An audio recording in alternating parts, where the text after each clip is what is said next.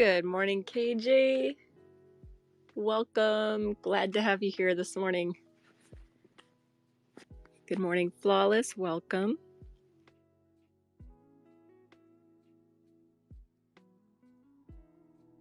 Oh, hi, KJ. Flawless. I like the name. I like the name.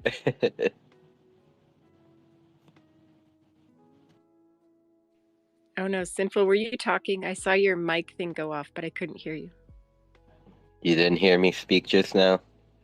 Oh no, I can't hear you.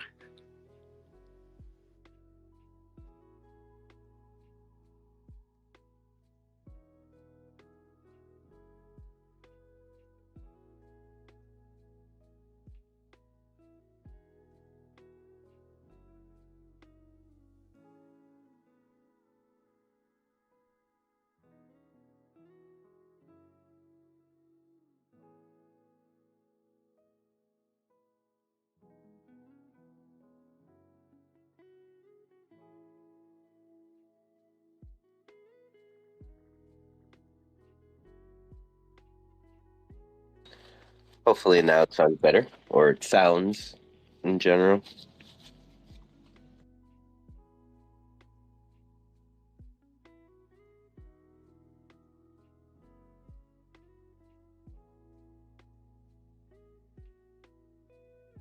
Maybe. I haven't gotten any feedback from Kanessa.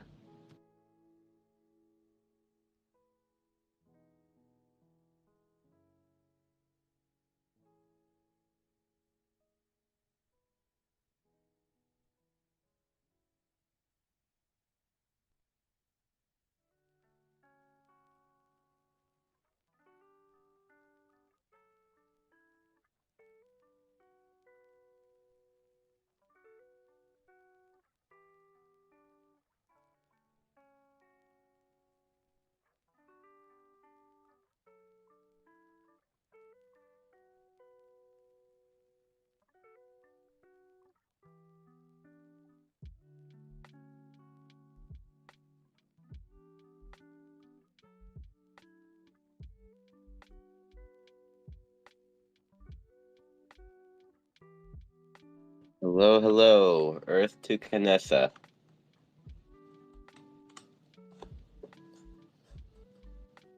Houston, we have a problem.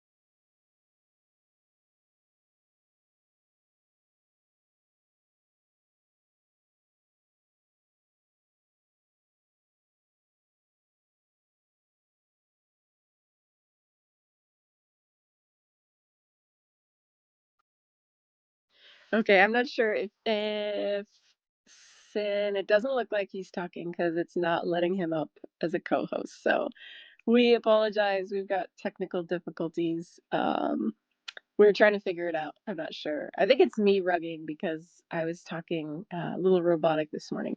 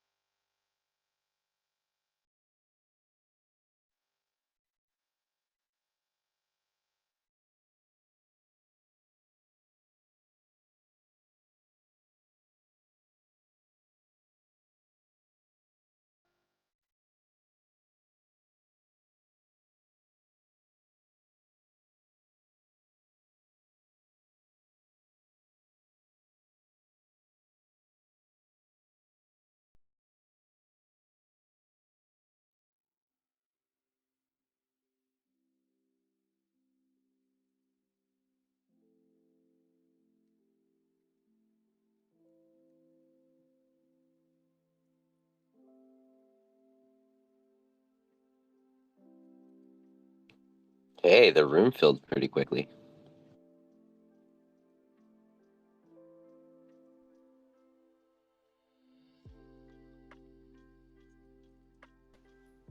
Okay, take two. Can you hear me?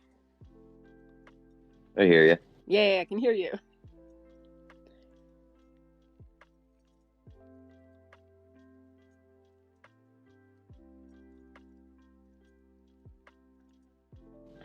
And we back.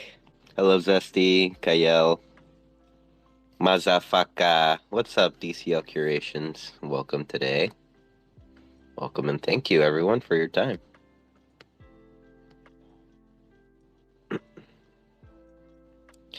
I see Rustan's been body painting people again.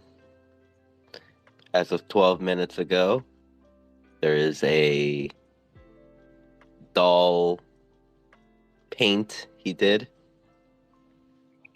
Oh, that's funny. I know he's been trying to get that set up with somebody, so that's cool that he finally got it to happen. Well, I wonder what were the trials in this one. Was it like getting Oh, someone to agree to have dolls like tangled in her hair? you know what? I think I spoke too soon. Yeah. Let's see. No, Rustan's my hair. Okay, I'm not in trouble, but I think yeah. You know, it's funny. I think he actually has like a vision. Like it's not every model can just go and be the model for every picture. Like I think he really wants like a certain model for a certain vision. Like, I mean, he's a visionary, so that makes sense. But that one's pretty very 70s ish. Yes, I strive to be painted by Rustan one day. One day. That's on my I wonder what Rustan will see in me. Like it's like it's on my bucket list, but y'all know like it's gonna be straight up Decentraland or nothing. It's gonna be a lot of oranges, orange, yellow. How do you know that? What's it? Rustan decides, not Oh, you. well, oh my gosh. If he painted something else, I'd be so crushed. I'd be like, no, I want to be Decentraland. Lol. Rustan's not here. I don't see him. I thought I thought you mentioned he was here. No, I was looking to make sure I wasn't in trouble by saying something. But he's not here, so I'm not in trouble. And this is damn, it's recorded. So shoot. Whoa. I mean, ever since Hyperfi, does he even like us anymore? Yeah. Maybe we should get him in here and ask I him. think we're like the we should make that meme for Rustan. You know, the one where there's like a parent playing with a child, and then there's like another child is not surviving the water, and then there's one underwater, and we could have like Rustan like body painting in Decentraland. Body paint, body painting. Yeah, yeah. Oh, he might hate us for that. Lol. No, I like what he did with his new place. I mean, well, not new place, but the spa and Khazestan combined. But I'll be sad if he doesn't, if Khazestan as we know it is like gone, because that place is such an icon. I mean, it's such a special place. I know, right? uh, I mean, I hope there's many more parties than the party that led to the reasoning of him deploying the new build. But yeah. Well, and it's funny because sometimes it's like progress. You know, like the new builds. I mean, they are cooler and bigger and newer and faster, and they do cool things. But like those old builds are, well, you know, they're special. Like the old zoo, the original Toga Party zoo build. Like that'll be special because of the period of time that it was deployed in, and like I guess it's good to rotate stuff out so that you have that feeling of like, oh my gosh, I remember that build. It brings back memories.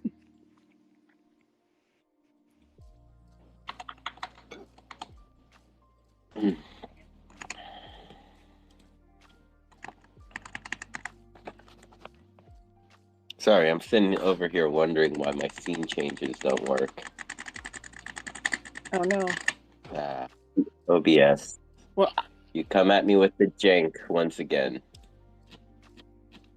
I'm taking Zesty's advice and I'm not using my laptop. I have one arriving in like 48 hours, but I was not good exactly after we talked last. I may have used it, but like with giant fans on it. But I've been good. I haven't been using my laptop that's dying of dangerous batteries exploding, and so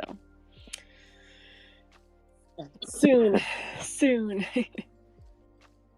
I'm just gonna give you some zesty advice, and I'm gonna go ahead and tell you to just throw that whole laptop into a bucket of rice.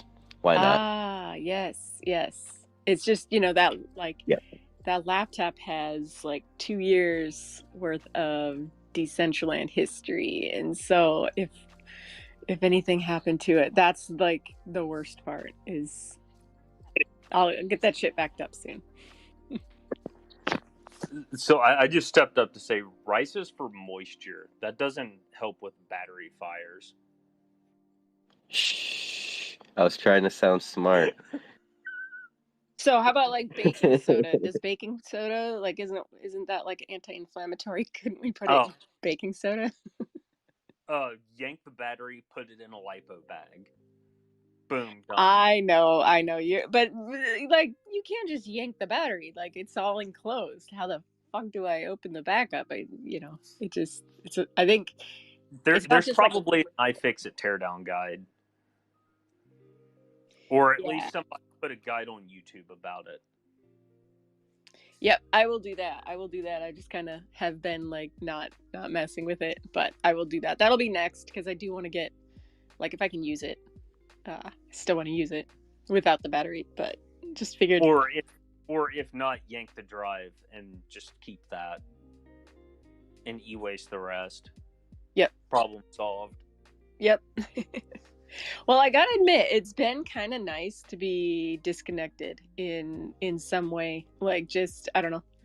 There is a great big world out there that isn't connected to the internet, the metaverse.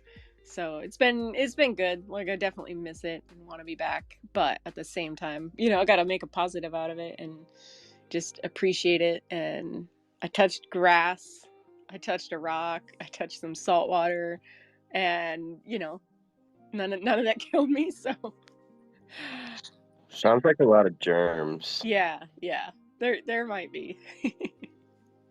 I'll be glad to get back. It's almost like a forced sabbatical. Like we should do this more often. Take a week off from Decentraland. And summer is busy. A lot of people do that anyway, but it is good because it's kind of like I don't know.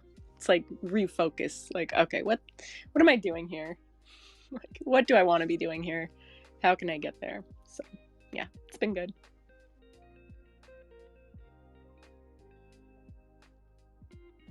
Did you figure it out? Oh fuck no. I'll never I'll never figure it out. Just I'm like the guy in the meme, just sitting on the chair, and then sitting over at the fence, and just sitting over there, just waiting to figure something out. To sell Matic or not to sell Matic? I see this really big green dildo at the moment, and it's just very inviting for me to sell at least a little bit of Matic so I can get some tendies and then rebuy later.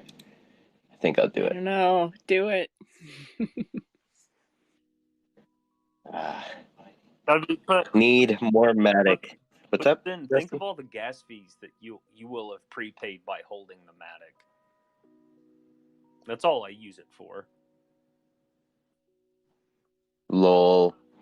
I know, but I mean, I use Polygon Network to kind of like do my to take to to kind of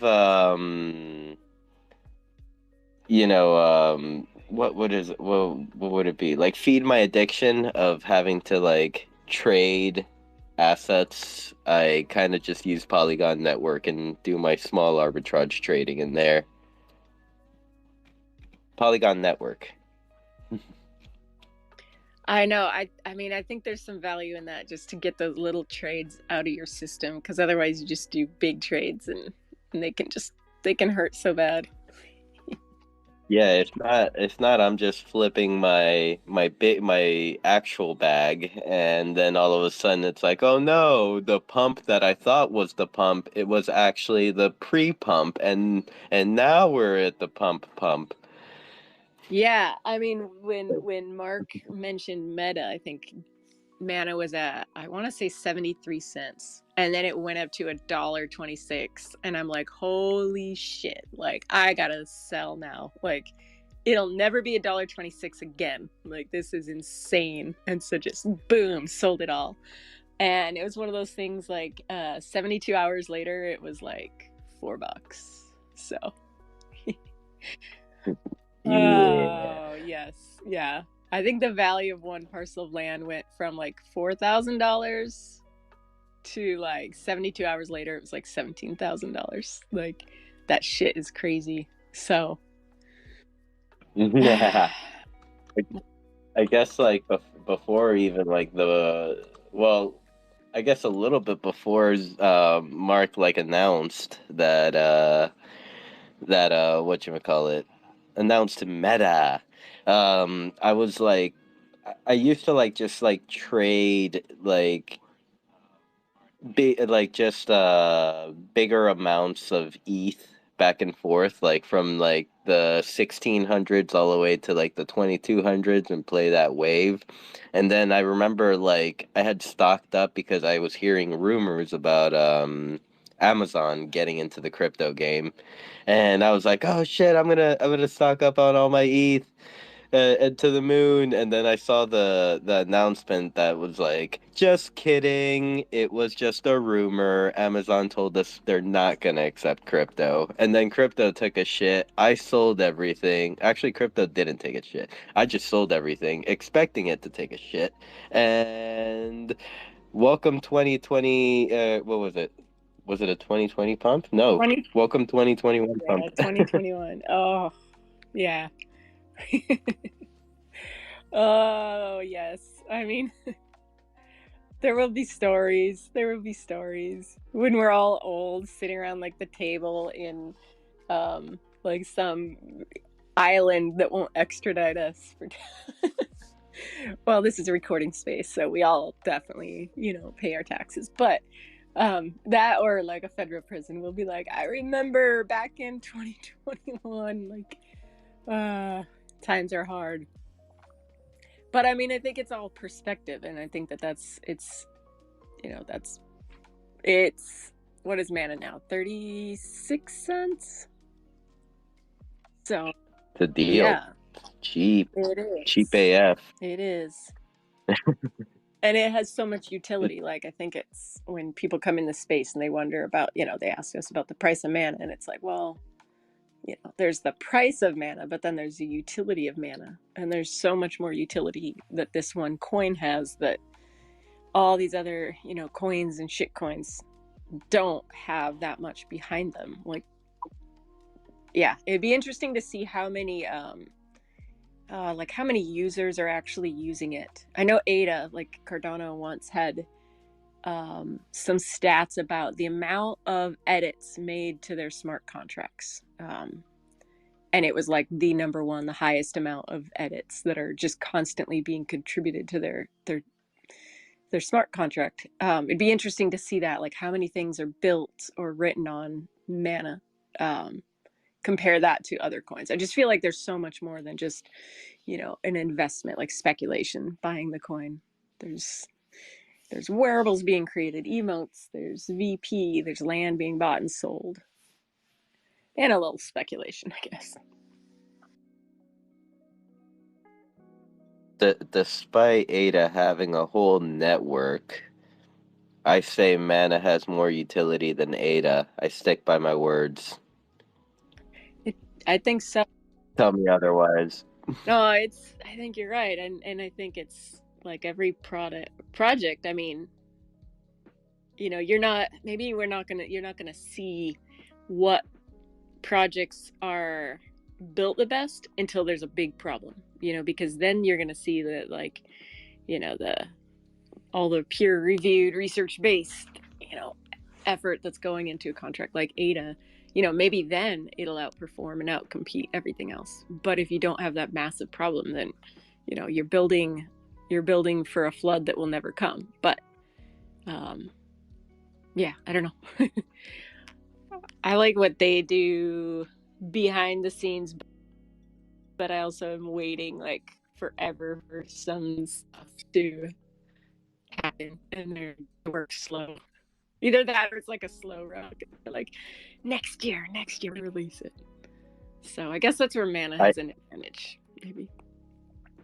I'm still trying to like remember what was it that made it pump so much back in the 21 bull run. Like I got my ass handed to me, of course margin trading it, but that's besides the point. That was the Shelly testnet was released, I believe, and that was like,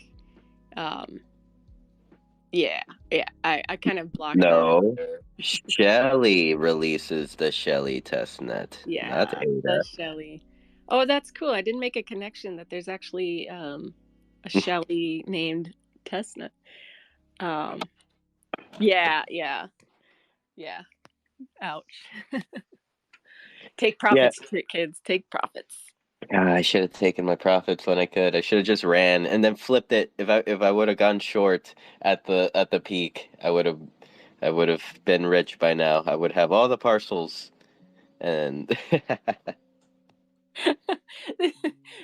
Oh my gosh, maybe this is like, maybe we are at the depths of the bear. Like maybe this really is capitulation when we're just like, I should have taken the profits. I didn't do this. I didn't sell. Like maybe this is a sign that we're really just at the bottom. hey, it's not considered selling unless you take it all the way out of the network. Yeah.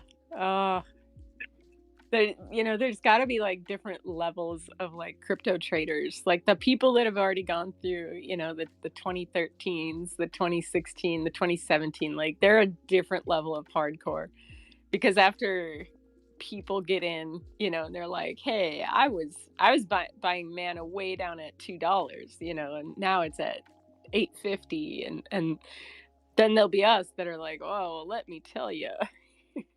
And I think we'll have like the gray hair to back it up. Can you okay, so let's say crypto continues, which it will. All this SEC stuff is just making me feel all warm and fuzzy inside that they're accepting us finally. Um, what do you think it'll be like for like the people that came in at like and saw like $2 to $5 mana, and then they're like, "This is shit. This is gonna dump," left, and are still not back to like kind of cover their or like dollar cost average their positions down. uh like currently, because those people could probably buy like triple the mana that they had back then and like kind of have a good entry, good Yeah. it. Yeah, I want to know like about those people. I want to know, like, there's a lot of unknowns. I sold a lot of land last bull run, and not a single parcel has been built on. Not like they haven't been touched since November of 2021. Like some of them, my original build is still on it. I'm like, the hell, guys? Like that, you're leaving that little thing in the air? Like, like why did you buy a 2-piece estate in November 2021 and leave it and not build on it? And I'm not just talking about one piece. I think it's 11 different parcels nobody has built on. And so, like, why did they buy them? Why did they buy them and not come back? And I've seen that with a lot of people that, sold land and it hasn't been developed. Like, who the heck are these people that thought it was a good idea, to buy at the top? And they're not selling them. They're not doing anything with them. They're just sitting there. And so you're right. Like, probably those people in their wallets that they bought that land with, they probably have mana in those wallets. I mean, there's a lot of like really weird unanswered questions, but I think if they came back, I don't know if they're waiting for us to build something worth coming back to. Like, I mean, that's kind of when I left for a couple years, it was kind of like, I mean, it was not just that, but I don't know, like I could have been building, but I wasn't. I could have been like building the world forward. And so I think some people that bought it as speculation, they're buying for like a future world that has value, and they're buying and waiting for people like us to build that world and to give it value. But I think there'll be people that come in and they're like, yeah, like I can't wait for the mana experts to come in, basically. Like, yeah, I don't know. Sure. If that's the case, or if they really were waiting on us, I would troll some of these landowners and like build around them and like have the whole ass experience and around their parcels and whatever. Once they start building, I'll put signs up and be like, "This guy left during the bear market. Don't come here." Just like 2 signs on each side, pointing Oh at my that gosh. person. Yeah, yeah. This guy can't hang. Outing the neighbors. And then there can be like a little statue of like Canessa with a little hat out, and she's playing like the fiddle to try to get some pocket change, and be like, I stayed during the bear market. Really, like there might one of us might be smarter than the other, to be honest. Oh.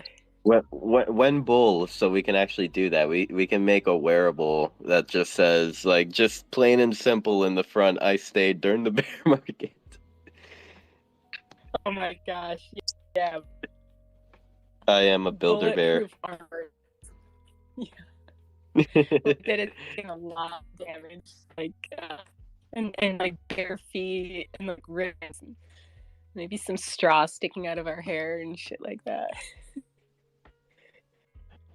Our wearables will be fresh as fuck though. We picked up during the bear. Oh yeah. Yeah. And just want to take a moment to welcome a few new listeners. I see Future in the crowd. What up, Kenji, JK? Good to see you, Rustan, Coke Smush. Hello, hello, Steve Sai. We hey Rustan, we just we spoke about you a little bit. We were speaking about your new piece of art. We questioned whether you still like us, but you're here, so I think that answer maybe have been answered here, or we may have gotten the answer to that one here. I think he's here to. Um, Uh, Go ahead. I think he's here to tell us about Hyperfy, maybe. Oh, Ristan. He's not even listening. Right? He's Lol. working on his own self. We're just messing with you, Ristan. I did see that the VLM proposal final fucking Lee got the VP threshold, and it didn't take whales touching tips to get it done. So congratulations, Noah. That's you know well, actually, maybe it's an early congratulations because you never know with these whales that don't deserve their VP that were just handed their VP. You never know what they're thinking, but you, but we could always reinforce. Maybe a nice little DG vote coming in would solidify the victory. You should talk to DG. Actually, that's not a bad idea. That's awesome. I bet That's they, gonna. I bet they would love VLM. Oh yeah, I'm sure.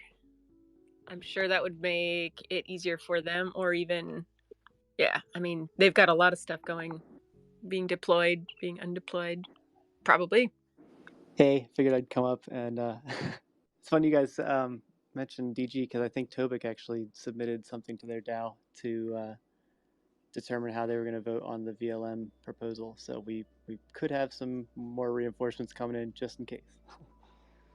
But yeah, Good. I posted a tweet yesterday or the day before that I feel like summed up my feelings about the whole thing pretty well. And it make a long story short, just kind of like want to thank everybody for like coming out and just like being the community that I knew you were all going to be, honestly. I believed in you guys and you all believed in me, and it was amazing to see that outpouring of community support. And I don't think anyone who voted so far had more than 1 million VP or even touched 1 million VP. So yeah, like Sin said, it was truly a community supported effort this time around. And I think we only got there was only 5 no votes, heavily weighted no votes, strongly motivated in my opinion because of their own personal projects. But that's how politics can be sometimes, even in a decentralized world. But yeah, I just really want to thank everybody who voted on that. Even if you didn't have a lot of EP, your vote counted. The fact that you went out and made your voices heard, like this is what decentralized democracy is truly all about. I think at this point, any whale that tries to come in and override everyone's voice is going to be exposed for what they're really trying to do there. So thank you all for believing in me and helping me out with this. And I promise that your bullishness on Knower will not leave you disappointed.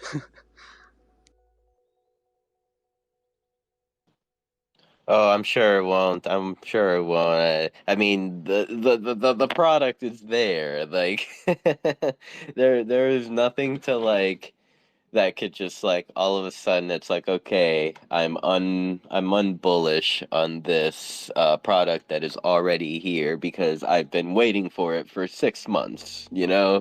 Like a lot of proposals are kind of like this is what we want to do or this is what we want to develop, not like something that's like, hey, I developed this cool product and I think it will help Decentraland, like everyone in Decentraland. This is version 1. I can make version 2 if you believe in me. Totally. Yeah, and technically it's kind of like version 2, but I don't know, maybe version 1 was kind of like version 0 because there was a lot of lessons learned in that one. And this is like really going to be the first version that's kind of ready for the public and to scale and everything. So, yeah. I, I I need VLM in Mewland. I want to start playing all my how-to videos on loop. Start like funneling people there. It's like, hey, new user, you need help? Here, go here. Come to this land. Oh, that's a good idea. So I know you probably have the timeline in the proposal. I'm just not right by my computer, but like just a general guess, when can we anticipate like if everything goes seamless from this point out, like how soon will we be able to get our hands on that, do you think? I'm hoping to have like a kind of public demo scene for everybody to go check out by this weekend, and then the goal is by the time the proposal passes, basically like the next day, I'll be helping everybody kind of get onboarded. So it's ready. I'm just like tying up a few loose ends right now and getting it ready for what I hope is going to be a great rollout of this tool to the community. That is awesome. That's quick. I mean, I was thinking like 2 months, 3 months, but dang, that's No, awesome. there's a You few haven't features I wasted. think that I said I was going to continue to improve and add in the next 3 months that were just kind of like I consider them bonuses, and I wanted to get kind of out, get the kind of core of the tool out to everybody. So there's a few more improvements that are going to be coming before I even take out any money from the grant, and then like a whole lot. I mean, it's just I have a whole roadmap that takes me out until like 2025. I'm gonna be building all sorts of things for this platform.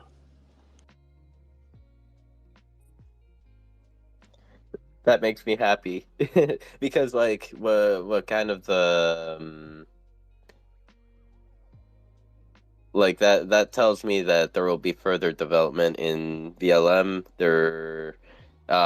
You'll I'm guessing like this roadmap will probably also like if you do go the grant route, or I mean, I'm sure you'll be back within what is it, 3 to 5 years for kind of server costs and all that stuff to kind of continue the free Decentraland thing, correct? If I need to, I mean, I'm that might give me enough time to find other ways to monetize it through some kind of premium service. But I guess we'll get see how far I can get with the server costs I get from this one, and cross that bridge when we get to it. You know how awesome it is to hear you say like, well, if I need to, because that's like a breath of fresh air.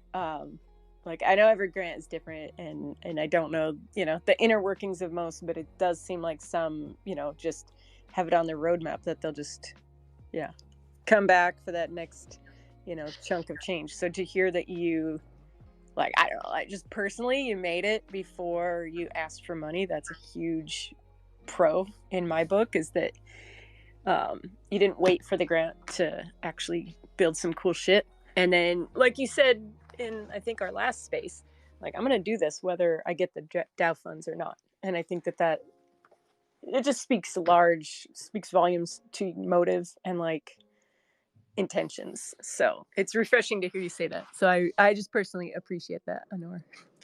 Yeah, I mean, I think a big thing of it is just giving myself sort of a safety net, because I've been spending so much time on this that I've been kind of not caring so much about my main job. So I'm at this point, I'm like, if I get fired, I get fired from that job, and it would kind of be like a blessing at this point to be able to work on the metaverse full time. But there's a few like conversations going around in the DAO Discord about whether it's ethical or whether whether people should be building their own brands on the back of the DAO in a sense, and kind of like promoting themselves. And I kind of brought up the example of SpaceX and NASA, and how SpaceX was able to just kind of revolutionize things and just deploy things way faster, and like private industry ended up making things cheaper and more efficient. But SpaceX is also this like internationally recognized brand now. So, but then there's also other examples where like it wouldn't make sense to run three different water lines to your house from three different water companies. So like there are certain situations where I guess government regulation in a sense helps. And I don't know, that was a whole conversation that I guess happened in the Discord, and it got me thinking. And I do to some degree agree that like the goal shouldn't be to depend on the DAO, or like, so like my goal is if something happens to Decentraland, I would still have a viable product that I could move forward with. Like that's kind of why my goal is like interoperability and expanding into other metaverses. Even though I'm super bullish on Decentraland, and I want, this is like home for VLM, and I want to stay here and see this place grow. You know, I feel like as a responsible and forward-looking business person, I should have a contingency, I guess. I to tell you, like, okay, to the conversation of like if people should build their brands using like DAO funds. I mean, what I kind of the way I think that there is room for kind of like for wiggling the answer around. Like, for example, if it's someone that like literally just pops into the net into Decentraland or DAO or whatever the fuck because they know we have a DAO and they want money like to make whatever, like people or I notice that, and and it makes me want to vote less, vote more, no more, opposed to like kind of like an individual that has been here, has put in the time, has contributed to so many projects, has developed, like these individuals, like it feels like it doesn't feel it will be kind of like these brands are built on Decentraland. They're born on Decentraland, so they will grow alongside Decentraland. Yeah, that's a good point. And like I think my philosophy is that the metaverse is truly going to become successful when it has its own thriving economy. So like the quickest way to get the metaverse viable and like totally thriving and to where people are working full time in the metaverse, starting businesses here, like it might make sense to kind of accelerate some of that growth. But you also bring up a good point in that there has to be some like curation done and like selection of who's legitimately trying to you know um, contribute something great to the platform, and who's just kind of like famous the goose. Yeah, if not, like this is what I would kind of see. It's like Vroomway. Let's change that name to Dowway. Wonder Zone, Dow Zone. If like all credit needed to go back to the Dow or whatever, if all the businesses belong to the Dow. Yeah, that's a good point. I mean, who would even like? Oh man, Wonder Zone. I feel like is almost so synonymous with Decentraland at this point. I mean, that's like where we all came at first, went and hung out in the mines.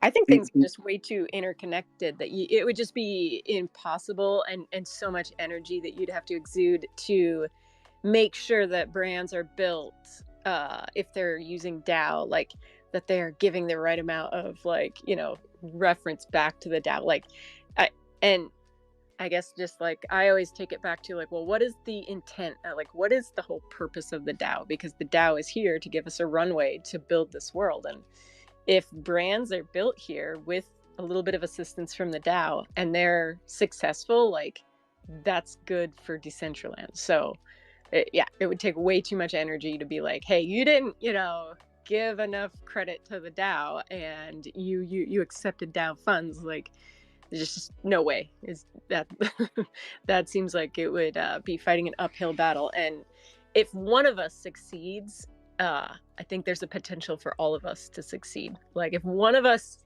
got some kind of like mainstream publicity or eyes on them, like, hey, this is an influencer from Decentraland, like that would benefit everybody. So I don't know. I don't see easy way out of that. I mean, who wants to write the article for CoinDesk? A small-time developer at Decentraland pushes metaverse farther forward than an entire $1 billion got Meta. I don't know. Is that too Yeah. cocky? Yeah, it's clickbaity. You know what? We should actually start a Twitter space with those exact words. We'll get all the listeners. Pretty much all news is opinion these days, right? Nowhere, can we change your avatar though? Can we give you a straw hat and like a piece of hay coming out of your mouth and be like, small town boy makes it big? Like he want nothing but a small town developer, and then he made it big, and then we can really just, you know, hit that like you're just from a small country town in I don't know, the Midwest, and you didn't know anything about programming. You don't even know what a computer is. Yeah, there you go. We really got to sell that American dream. The one you got to be asleep to believe in. You know what? Like, no need for any changes. Canessa, you're like a Photoshop pro. You could just like edit that straw hat and straw or a piece of hay right into Unknower's PFP. Just Yeah. send it over. Just how like my Christmas hat was put into my PFP, and I'm still rocking it in Yeah. June. Everyone, it's hot here, and I'm It's still in my okay. Santa. Technically, you know, we're almost, I mean, Hobby Lobby has Christmas stuff out. So I think you're actually like, as far as like retail stores, you're right on schedule. You're actually maybe ahead of the curve. But yeah, why don't we have a piece of straw coming out of the mouth wearable? Maybe that'll be like the first wearable I ever create. Maybe that's what I've been here all along to create. Is everyone else having issues switching rounds in Decentraland? Like, if you like bring up the list with all the rounds, is that empty for you?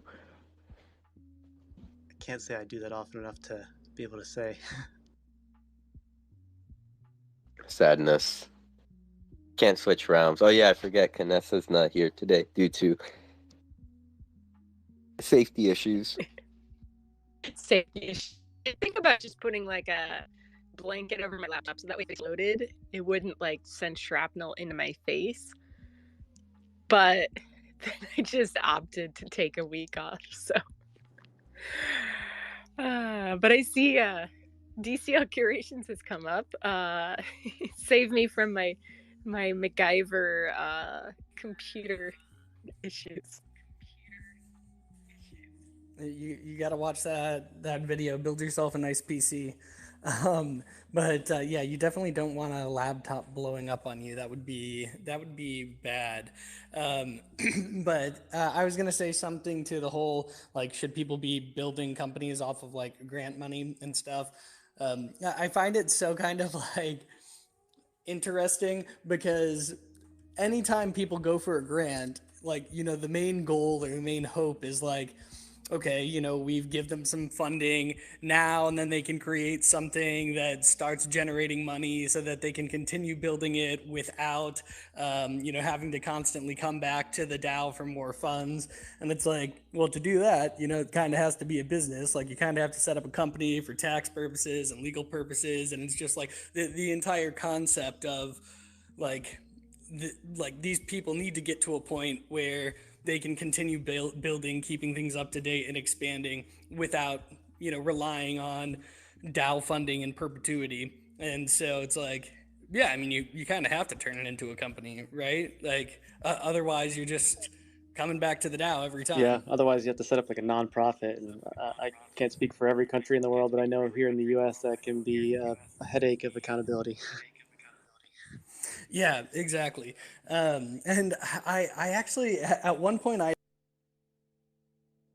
No! He was saying some did we lose cool him? shit. Yeah, he was saying cool shit. Oh, damn. Maybe right in he'll the be middle of a really back. good sentence. We'll put a pin in that. Yeah, no, remember your last question. Oh, that's the bad task to give the ADHD person. I already forgot. Me too. Fuck. Forgot what? we were talking about either. Forgot Yeah. what? Oh Are we no, doing a Twitter space right we're now? hopeless.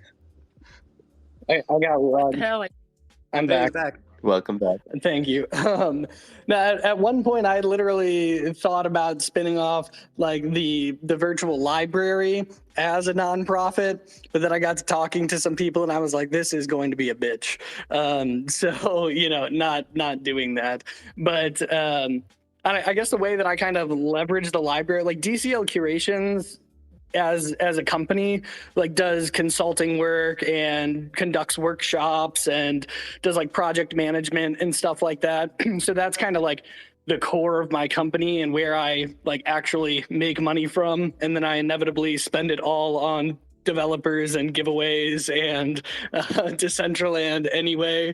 But like the grant goes to funding the virtual library, and then as DCL Curations, like as my brand, I can kind of leverage this free educational experience when talking to clients and showing them like what we're capable of doing. Like just the fact that we were able to build this experience means that I've got a certain network of developers and coders and back-end experts that people could rely on, clients could rely on. So it's kind of like a personal use case. And then with some of the companies that I talked to about doing like workshops or education, I can be like, yeah, I run a free virtual library, like this is what I do. Like we're creating courses, we're connecting people, we're trying to educate. So, it's like not directly profiting off of the virtual library, but leveraging it in a way that my company can be more profitable so that I can just continue spending more money on developing in Decentraland anyway. That's a good point too. Like sometimes building your brand is kind of the only incentive you really have. Like that's the only like I don't know. I know a lot of us could probably be doing the same thing for better pay somewhere else, but we're here because we like it, Oh yeah, I mean directly from Decentraland, I make like negative dollars. So, I need that side income.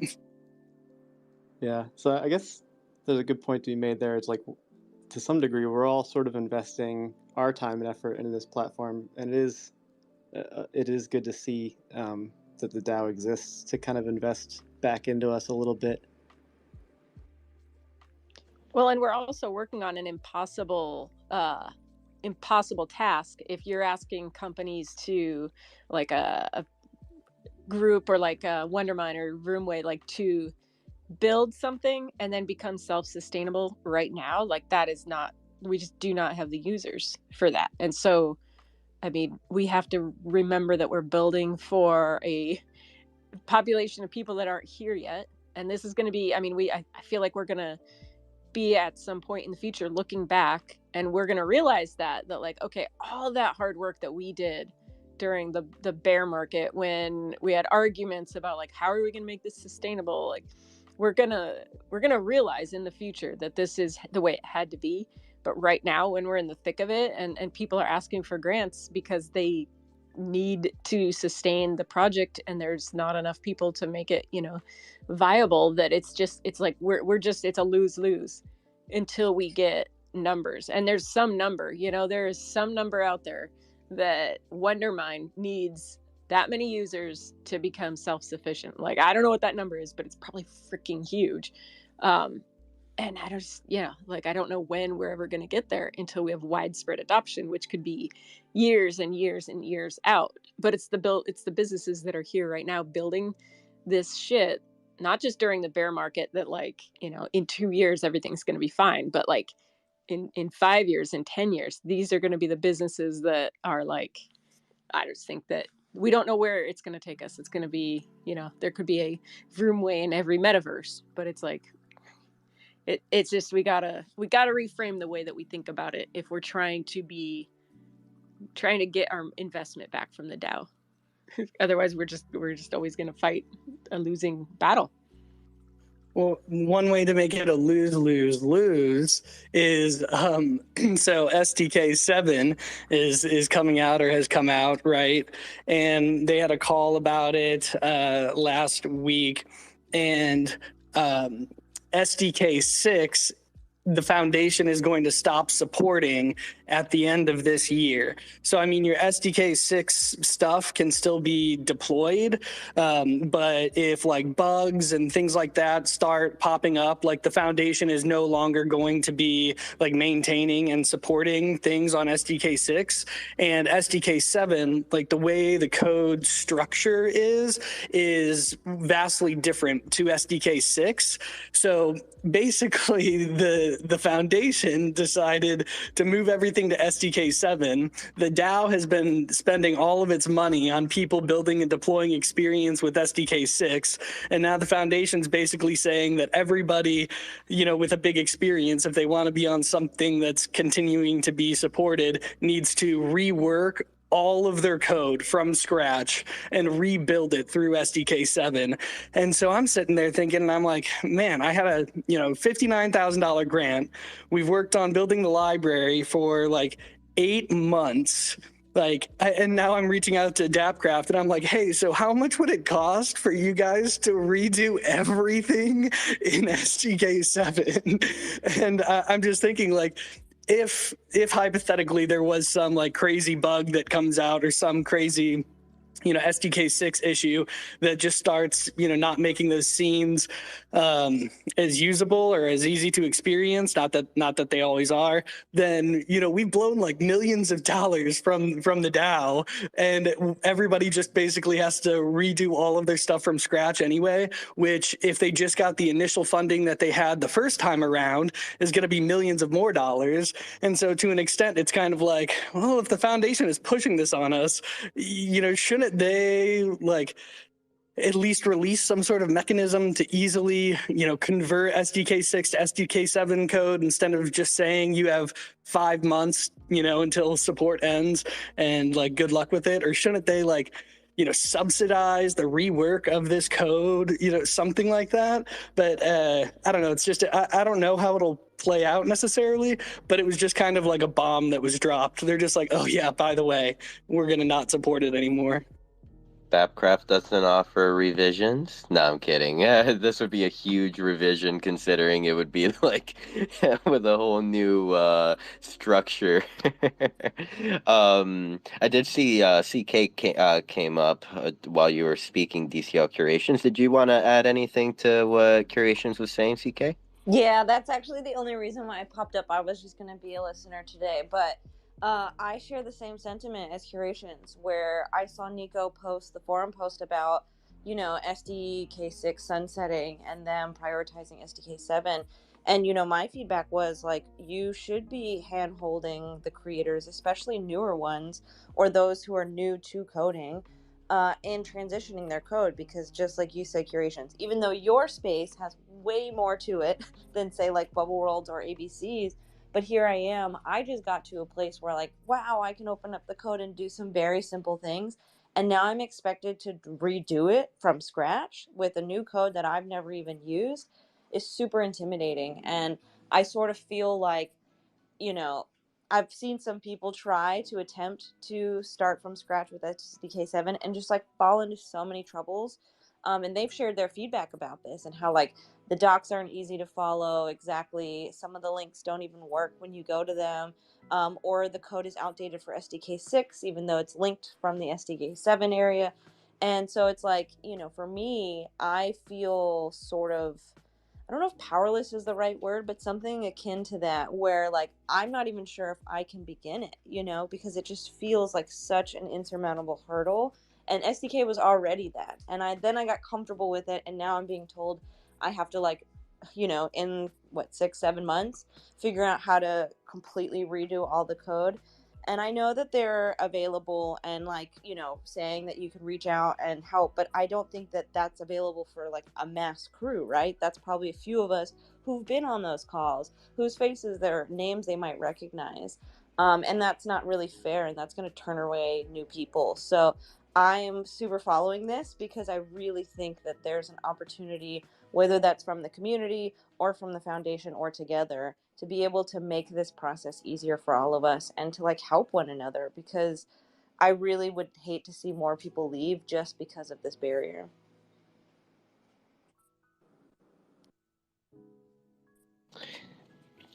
Totally. I mean, I feel like there's a lot of people within our community that can share that sentiment, and one may be even Dr. Drip that came up to speak as you were speaking, CK. Did you have anything you wanted to say about the current topic? I'm so surprised that everyone's kind of having the same sentiment because I thought I was the only one.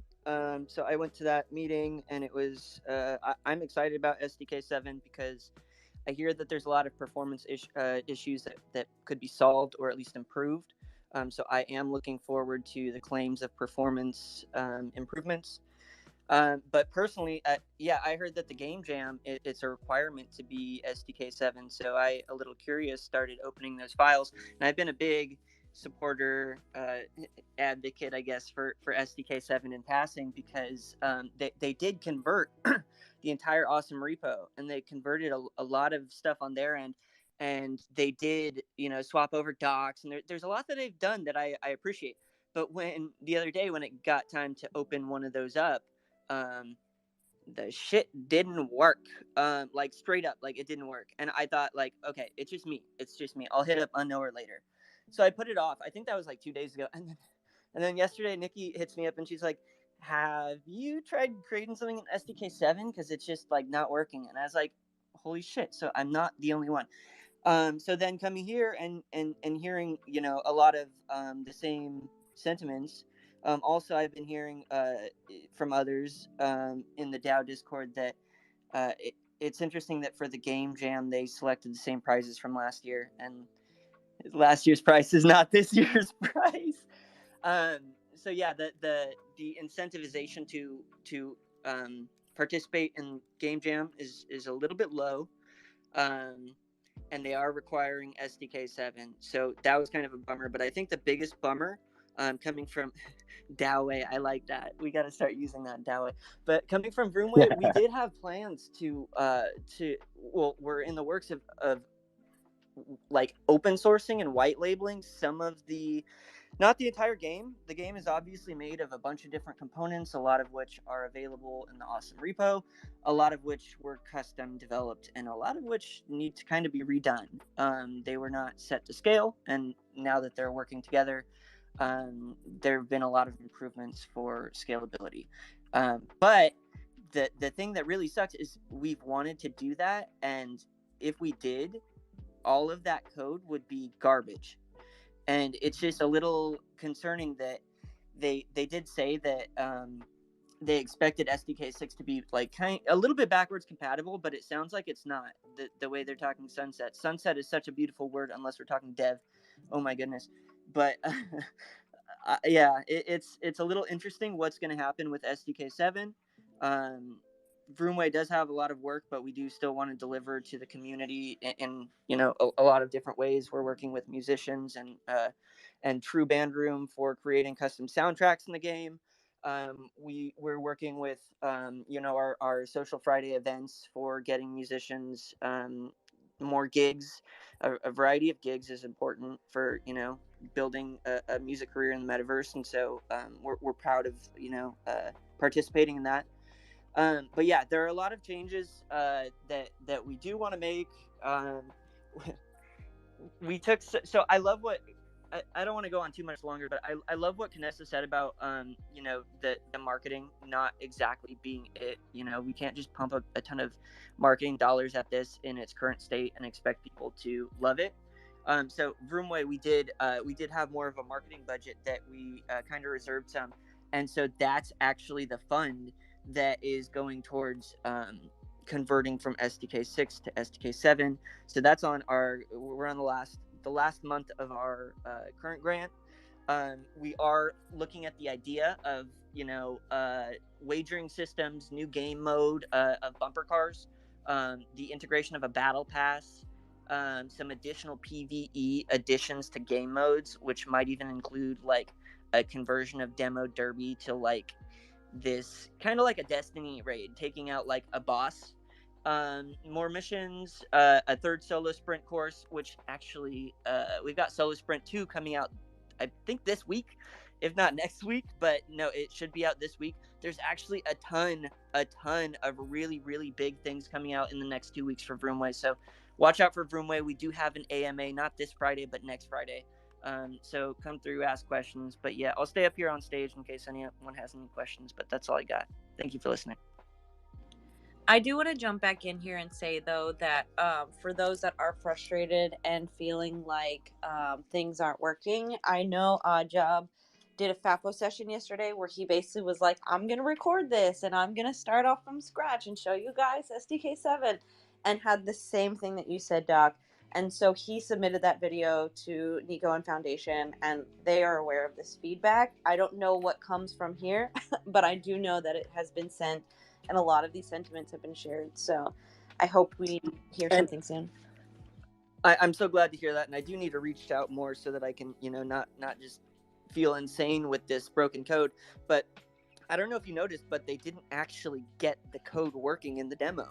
We were waiting for them to demonstrate what somebody asked. I believe it was Fractillions, how to set it up, and they went through the process all the way to the end, and then if you watch closely, it didn't work. So yeah, that's something. Yeah, interesting. So what happens when SDK 8 comes out next year? I'm just being a shitter. Don't put that on us. It'll be interesting though, because like Dr. Drip was saying, the day they announced the game jam, they were currently using it, and they were like, we literally just released stuff that hasn't quite been tested as thoroughly as it should be. I'm one of the judges for this year's game jam, which I'm excited about. But like you said, the incentive seems a little bit lower. So I'm actually interested because, first place gets 5,000 mana, which is like $2,000, I think. But then they also get 2 parcels. And then I think an exclusive wearable. But, if mana was trading at $1 or $2, that's a lot more incentive, just because people can dedicate more time and resources without it being like a cash suck from their company. But with people building from scratch on SDK 7 with stuff not working and the competition only being a month long, it's like, okay, well, the first week, they couldn't even get it set up. So now they're only going to have maybe like 3 weeks to develop these experiences. So I'm just really interested to see overall how the quality of the experiences will vary from last year, where people already had lots of experience coding and working with SDK6, and SDK6 was full-fledged and functioning. I'm just curious to see how many entries there actually are, and then a quality comparison between last year and this year. I feel like in a way you'd be starting over to what might look like the first game jam. What if all the feedback, or at least if I'm understanding all the feedback from my smart friends here, it's different, it's new, so you have to rework everything. Yeah, I mean, it is supposed to be more intuitive, and they show the display where you've got the live changes that are happening directly as you're doing the code, and less back and forth. And I guess the code structure is more aligned to traditional coding. So I guess SDK 6 is kind of more custom in the way that you run DCL start and DCL deploy versus how people would typically deploy programs with Java or something. But I guess SDK 7 looks like and is supposed to be easier to use, and you're supposed to be able to do more with it more easily. So I think for new users coming in, it might be better than SDK 6 and more easier for them to start getting used to. But yeah, it just sucks with all the people that are currently on SDK 6. That's the sucky part. It seems like at this point of time, if you were, let's just say that 2 companies were merging and you had to, take these 2 companies and mesh them together. Well, a company would throw resources at that. So in my mind, what I'm thinking is we need some kind of like transition grant that anytime that they do foundational changes going from one software system to another, then the users have a right to create a transition grant where I would say it's something, I don't know how much you guys, every grantee who needs the SDK 6 and SDK 7 is awarded like $2,000 or something, like a, and you put your name in the hat, or like you somehow have to meet requirements that yes, this is one of the brands affected by this. And then there's money that comes out of the DAO that is specifically for helping companies navigate and transition from SDK to 6 to 7, because without resources, that's gonna drain funds from each of those projects that is already, dog-eared for something else. So I don't see why we couldn't do that. Have one, giant helpful merger style like grant to help fund and make this, like, you can outsource the help, you can hire, I don't know, I can't speak for like how it would happen, but it seems like that would also be a way of just like, if it's out of our hands of when they're going to do this, then they would just know that, okay, every time we change SDK 5 to 6, 6 to 7, we are also going to have to support our projects rolling over. But I don't know. Requirements to get grant: actually use the platform for more than 2 minutes, more than just testing purposes. Go ahead, Dr. Drew. I'm not sure if giving out grants to every project that's on the old code would be the solution, especially if a lot of those projects might be a little crusty or dead, and then just coming back for a little quick cash grab run. I think a more appropriate solution would probably be to properly sunset it, where well, when you buy an Xbox One, it doesn't mean that your Xbox 360 can't be given to your cousins, right? Like they don't turn it off, they don't break it. So like it's a little weird that they're discontinuing support. I think that they could coexist for a little bit, and if they can't, they should have found a way to. But I don't know. Maybe it's right around the corner. Maybe all this is going to be fixed soon, and we're complaining about nothing. Maybe this was just a quick outage of whatever they've got going on. I know a lot of stuff broke. There was an update. What was the most recent? Beauty Week. Beauty Week broke a lot of stuff. I believe there's issues in the GitHub about some stuff that was broken. Specifically, a lot of games were noticing it. Vroomway had timers that were breaking, just stopping. Exodus has a UI glitch that's still going on, and like there's a lot of just really weird, quirky, and like you could play past them. If you see an issue, just restart. It's not a big deal, but it's not smooth for new users. And it's made a lot of tickets in Discord, and we're doing it, doing with it the best we can. But yeah, it could be any of that stuff, and maybe they're gonna fix it very soon. That's what I'm hoping for. So I'm gonna jump in real quick. Rustan, I did see your request to come up to speak, and I've been like spamming the shit out of the accept, but I don't know. It's not doing the thing. So perhaps maybe turn it off and turn it back on might be my best solution for you. And kind of I do agree with Dr. Drift's sentiments about like the let's not fund the crusty projects that were kind of just here to like make it, and then it's like, okay, bye.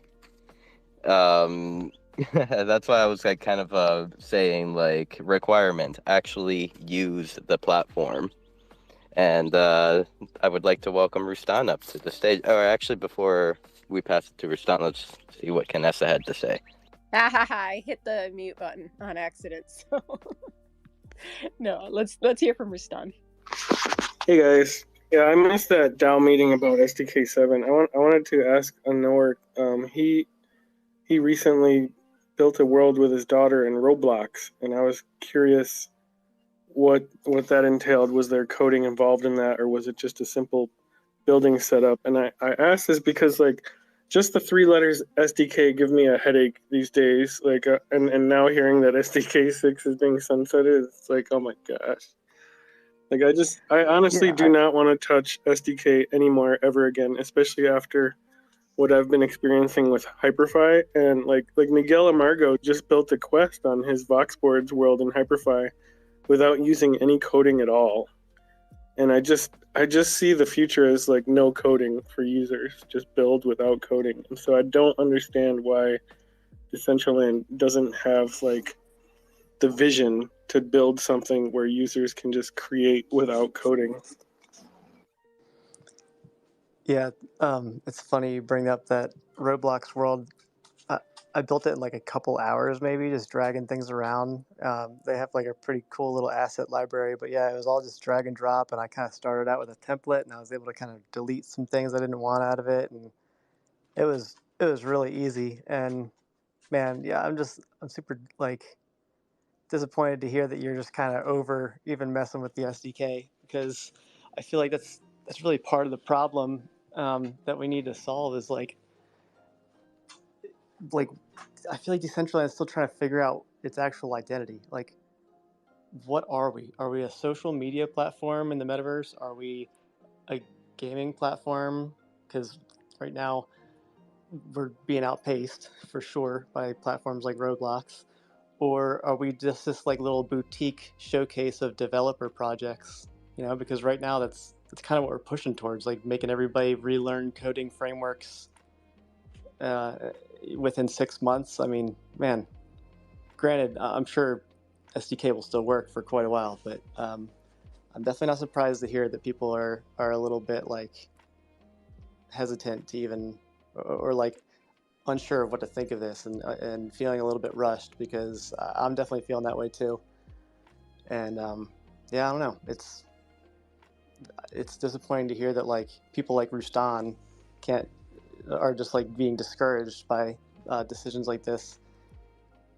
But I guess the like devil's advocate is we've all been saying that we need to do something to improve the platform's performance, and if SDK is the answer to that, it is like the most immediate way. If that's the most immediate way that we can truly see an improvement to the performance of this platform, where we can become, where we can kind of start to find our identity, like what is our killer feature of Decentraland that brings people here to use it? Because it's definitely not going to be like having to pay a developer thousands of dollars to make a metaverse activation for you on land that costs thousands of dollars or hundreds of dollars to rent or whatever it happens to be. Because like I think to bring people here, it needs to be like cheaper and cooler to build in the metaverse than it would be to build like a website or something. So I don't know. We got to find our purpose here. I think to some degree, and it's all pain points around that. It's definitely cooler because we're doing it in 3D. Uh, but yeah, totally. Got like, I guess it just I had a couple foundation members ask me of feedback of like what would make creators come in, and I just like totally said like make it easier for them to create, like don't limit them, like because that's what it feels like SDK really has become. Like it's just like a barrier. Like there's so many creatives. Like one that I can name off the top of my head is Shark Anthony. Like that dude would be in Decentraland with his own build, like build making like experiences and shit.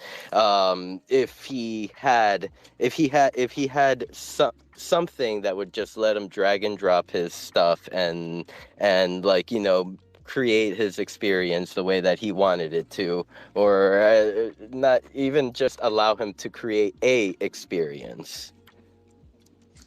I also saw that the game jam this year requires that you have an interactive experience, and it actually specifically said that you could use Decentraland Editor to move things around, but you would have to code in the interactivity on your own. So I don't know. That's kind of discouraging. That like cuts out all of you that don't feel like building in the SDK. Yep. I noticed that Blease was on the build, and then he like popped in here into the Twitter space. I just want to say hi to Blease. Everyone check out Blease. It's Blease Day at Dollhouse today. Remember this, and make sure to pick up his book. I do not know the title of this, but I know Colorful is up here. So Colorful, could you remind me of the title to Blease's novel? Hello, everyone. Happy first day of summer 2023. We are so excited. We are having such a great day today already. It is Blease Day. It's the fourth annual release of the first book titled Blease. And then shortly after, the sequel, Blease Paradox, came out. Every year we celebrate on this day. It just so happened to be a Wednesday, which is a Wag Me Wednesday, and it so happened to be the first day of summer, so it just kind of worked out perfectly. Every year Blease tries to do something different. Last year he released the audiobook versions of the books, and then this year it's the first time he has done wearables in Decentraland with the help of the baby dolls and Tang Poco. So shout out to them because it's really cool. We kind of coined the term what was it, sexual intellectual, because the outfits are pretty sexy, but you have your book in hand. So I thought that was pretty funny. So yeah, definitely come to Wag Me Wednesday tonight, 9 p.m. Eastern at the Dollhouse. And there's also a bunch of giveaways going on for these outfits. So I can pin the giveaways if you guys want to win either the cute female tank top with the book or it's really a crop top or the male tank top. And yeah, that's about it. I just hope everyone has a great day, and I just wanted to shout that out. We're going to be live on Twitch all day, and I'm going to join the Twitch stream shortly. Just kind of been all over the place today, just trying to get everything out there. So it's kind of cool to do it like virtually this year. Normally we celebrate by wearing the Blease clothes IRL or like with different accessories and go take pictures. So yeah, it's looking a little different this year, but I'm loving it. And I think that the Decentraland community is just so supportive. I've never been a part of a community that's been this supportive. So I appreciate every single one of you, and Sinful and Canessa for holding this space every week. Thank you for coming up and speaking. It's really nice hearing from you. It's been a while since we've spoken. And Blease, I can't believe I forgot the title of the book that was named Blease. It's like me forgetting Blease's name. It became his name. Like, it was always just the book name, and then through Twitter Spaces it just ended up becoming his name. So yeah, that was kind of an after thing of it becoming his name. Well, thank you for coming up and definitely hang out, add to the conversation, whatever it may be, bring up new conversations, whatever. I will pass it to Mies. He snuck up on stage. I didn't see him even request to come up. He just like is here. How are you, Mies? Hey, happy Wednesday. So thank you so much for having me up. I just, I had some comments just and thoughts on the SDK and, the process from going from 6 to 7. So, it's unfortunate for what DCL has decided. At the same time, it does look like there's maybe some doom and gloom and some downsides. My hope is that the technology that's out there and the technology that will be out there in the next few months or the next 6 months continues to increase. My hope is, I don't know if anyone here has looked, and if they haven't, maybe we need to, but look into Unity and see what AI programs are out there. They're going to be able to maybe convert 6 to 7 and see if at least 80% or 60% of whatever it is from SDK 6 can at least be easily changed. Then maybe at least that takes most of it off of the plate for the developers. That's my hope.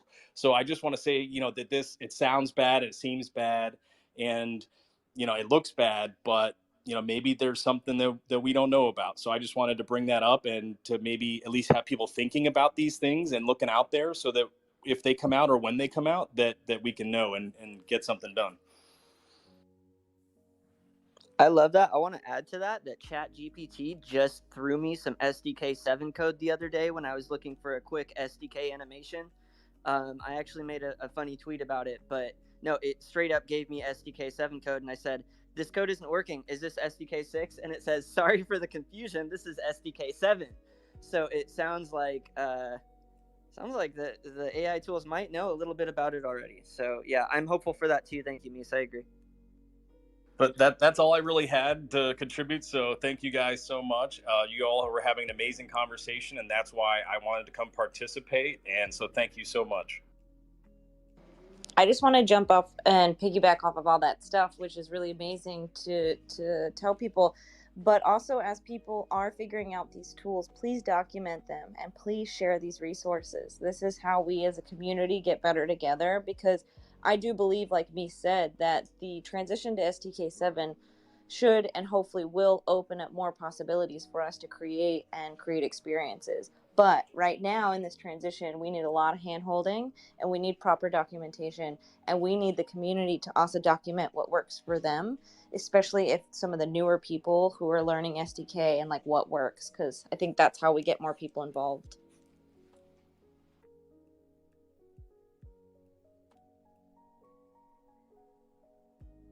Damn, I can't believe like before Misi even came up, I wasn't even thinking like AI.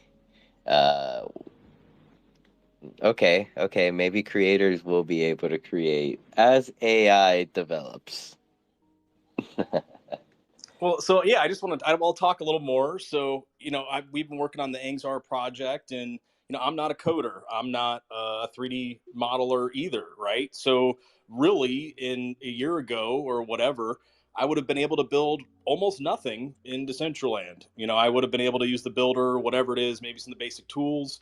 That's about it. And so I wouldn't have been able to do anything. But, as of right now, some of the internal tools that we've started building and other things out there, there's tools that really can be created even with someone.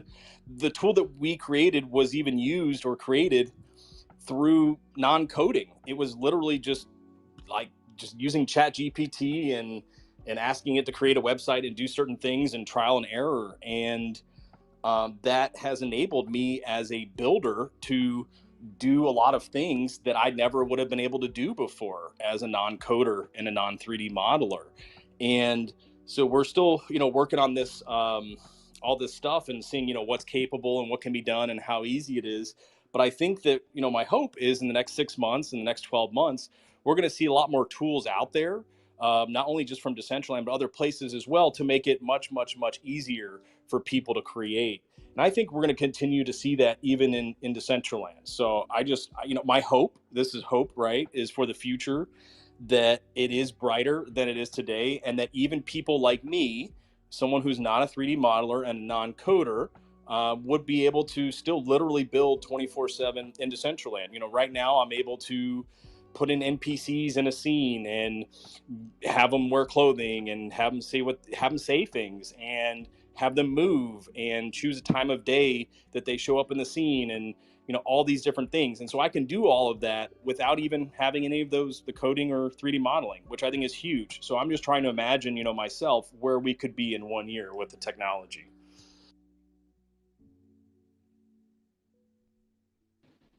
Oh my God, I was just getting excited about the possibilities as you were speaking. I mean, as long as everything stays by plan, we're nice to the AI. We aren't mean to it, so it doesn't turn on us. Zesty, do you have anything to say about rebelling AIs? So to touch briefly on the SDK stuff, I started to look at it a few months ago and saw the transition coming, and thought, oh well, screw this, I'll just wait and see if I even care in 6 months, and then if I do, I'll start looking at SDK 7, because uh, essentially you guys will have acted as cannon fodder and figured most of the bugs out, and then maybe I can follow along, because Decentraland does not have its own version of RPG Maker, which would be an interface I would be okay with. As for the AI discussion, there is a problem that I don't think gets talked about enough, and I can only describe it as inbreeding. So, this sounds trolly as hell, and it kind of is. But if you think about, you have like AI art. What does it do? It trains off of images. It's like a way of just laundering a bunch of copyrighted material through a training model, and then just pretending that oh, we totally didn't do that. Which is why Getty Images watermarks ended up in AI images. So what do you think happens when there's too much AI art and the AI starts pulling in AI art to train off of? The results are probably going to get progressively worse. I see where you're going there. So code made from code is it might not be as good. I mean, I'm talking about from the standpoint of like generating JPEGs, but I think that you could also have fun thinking about that from the standpoint of like some complex software project.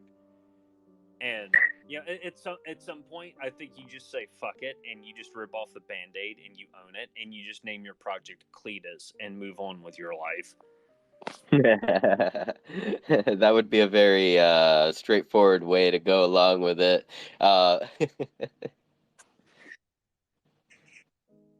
Damn, I was gonna say something, but I forgot. Oh well.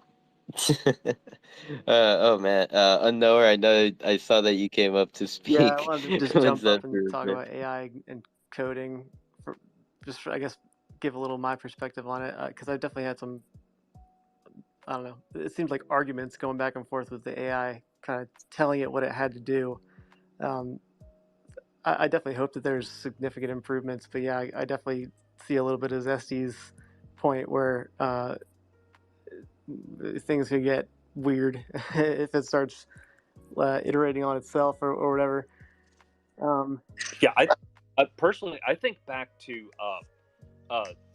like 20 years ago or more. Lotax, the guy who started Something Awful, pretty much said that the future of the internet is complete dog shit. It's not going to be worth using. It's just going to be full of like spam and bots and just hateful nonsense. And this was in the middle of everyone like the dot-com bubble. Copium was way worse than anything you might see in the cryptocurrency space. It was more widespread, and Lotax was like preaching this like prophecy of doom even back then. And I think looking out, looking on a long enough timeline, he was proven right. So like the AI art thing, me talking about like AI inbreeding, like it's kind of a joke, but I framed it that way. But also, after I saw a meme about it, and then I got to thinking about it. I was like, oh god, I think it's already happening.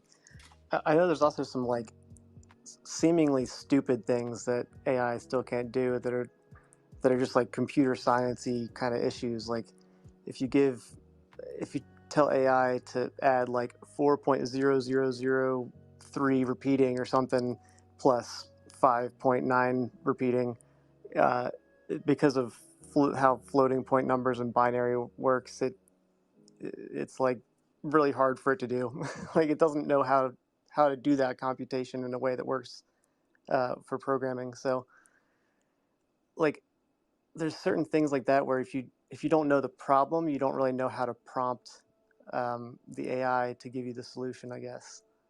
It's sort of like there's already so much information out there that you could just go and Google, but you don't know what to search for, I guess. And I think there's going to be still a little bit of that same problem with AI, because I guess otherwise you're going to have to basically ask it so many questions that you're going to be almost creating your own like curriculum where you could just go take a class or something, and it might take you the same amount of time. But I don't know. it'll be interesting to see where things are at in another year, because obviously a year ago most of us were saying, oh, AI is just going to be a tool, it'll be Siri or Google Assistant. I still see it as such, to be honest. The way that I use it in my creativity, to sort of create textures or to create mood board references for models that then I can go and model. Um, I haven't quite used it for coding yet. I know it works sometimes, but I think with all of it, you have to, double check it. You can't. I don't necessarily use AI as like art that I put on an NFT and try to like sell that. That's not something that I want to use it for specifically for myself, but I see it as a tool still amongst my process, and I found it pretty valuable because it saves me a lot of time from going on Google or the different sites that I use for reference images and trying to find that one thing that's in my brain. Instead, I can tell something what's in my brain, and I can kind of visually see it in a way that maybe I didn't interpret it. And then I get to then take it from there and open it in Photoshop and mess with it and alter it and make that rendering really what I want it to be. And then I go and I create the model or whatever it's based off of, or whatever medium I'm presenting in. So I still see it as a tool and I still see it as useful, but it's a give and take, I guess. Yeah, I think I said tool. I meant to say a year ago we all saw it as like a toy, more like. But yeah, I agree. Right now, it's great for like augmenting your existing skill set and just kind of iterating on things faster.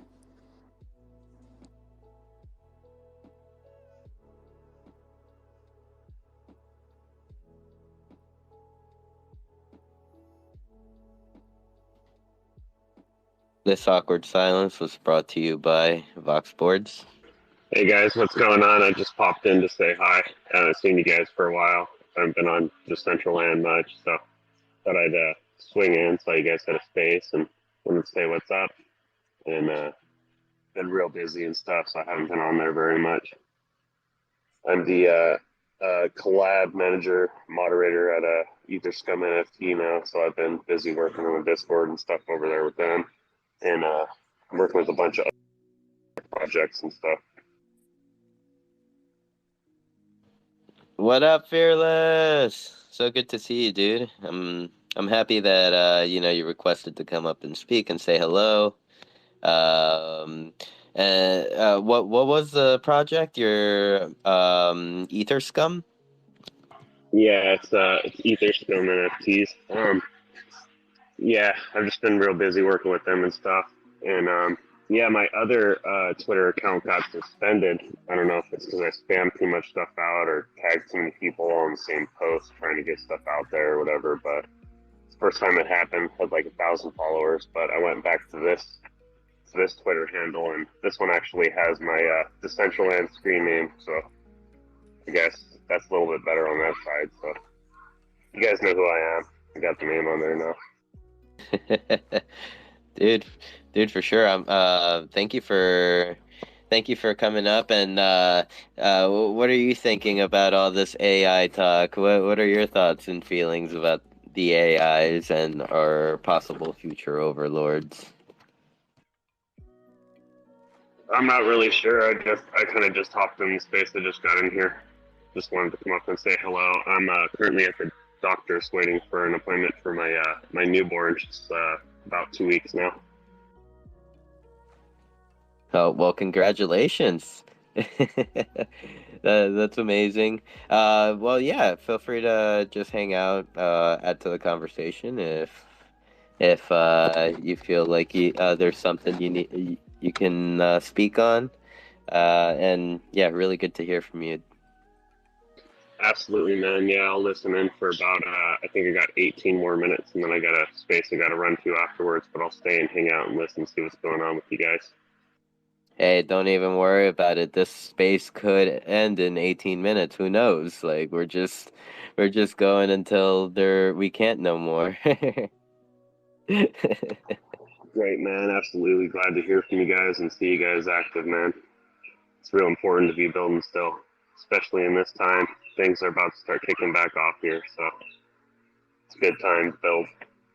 Oh my God, yes. I mean, like, despite all the bullshit, like, crypto news that we've heard, like, like low key there's been like big players moving chips, like there's BlackRock and Fidelity that have applied for Bitcoin ETFs. Like, what the fuck is that all about? And then that brings me back to my comment about, like, the SEC, like, bullshit, like they're finally accepting us. Like, is this like kind of like them saying, like, hey, we see that you exist. Now there's these rules you've been breaking.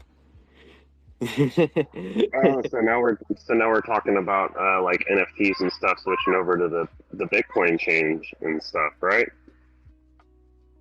Yeah, I mean, even speaking to Bitcoin, I kind of want to ask Dr. Drip. Dr. Drip, I saw a Bitcoin and NFTs. Like, I saw a tweet that you posted that you were like the 26th person or something, like very early person to mint.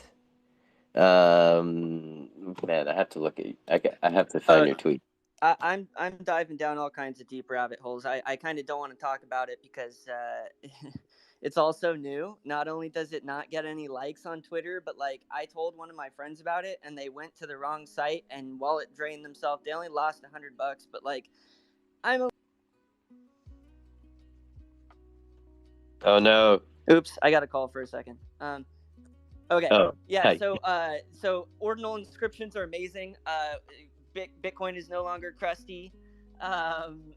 You could store arbitrary data on it, which can be text. It can be anything really. They're putting whole websites on Bitcoin. But more recently, I think what you're talking about is the other night somebody took that ordinal inscription technology and brought it over to ETH, and it's called ETHscriptions, and it's a little weird. I'm looking into it, and it uses a new like vaulting technology, where you send so you create an ETHscription. It's anyone can upload anything, and then you send it to like this storage vault, and then that ports it over to OpenSea right away. So you could sell those vaults on OpenSea with Ethereum, and then when someone gets the vault, they can then go open it up and get it's like stored on a wallet, so they get the seed phrase and they get to extract it, and then they get that on its native chain on Bitcoin, and then they also the same it's called emblem.finance. It's called Emblem Vault, and they enabled it with cursed inscriptions, which okay,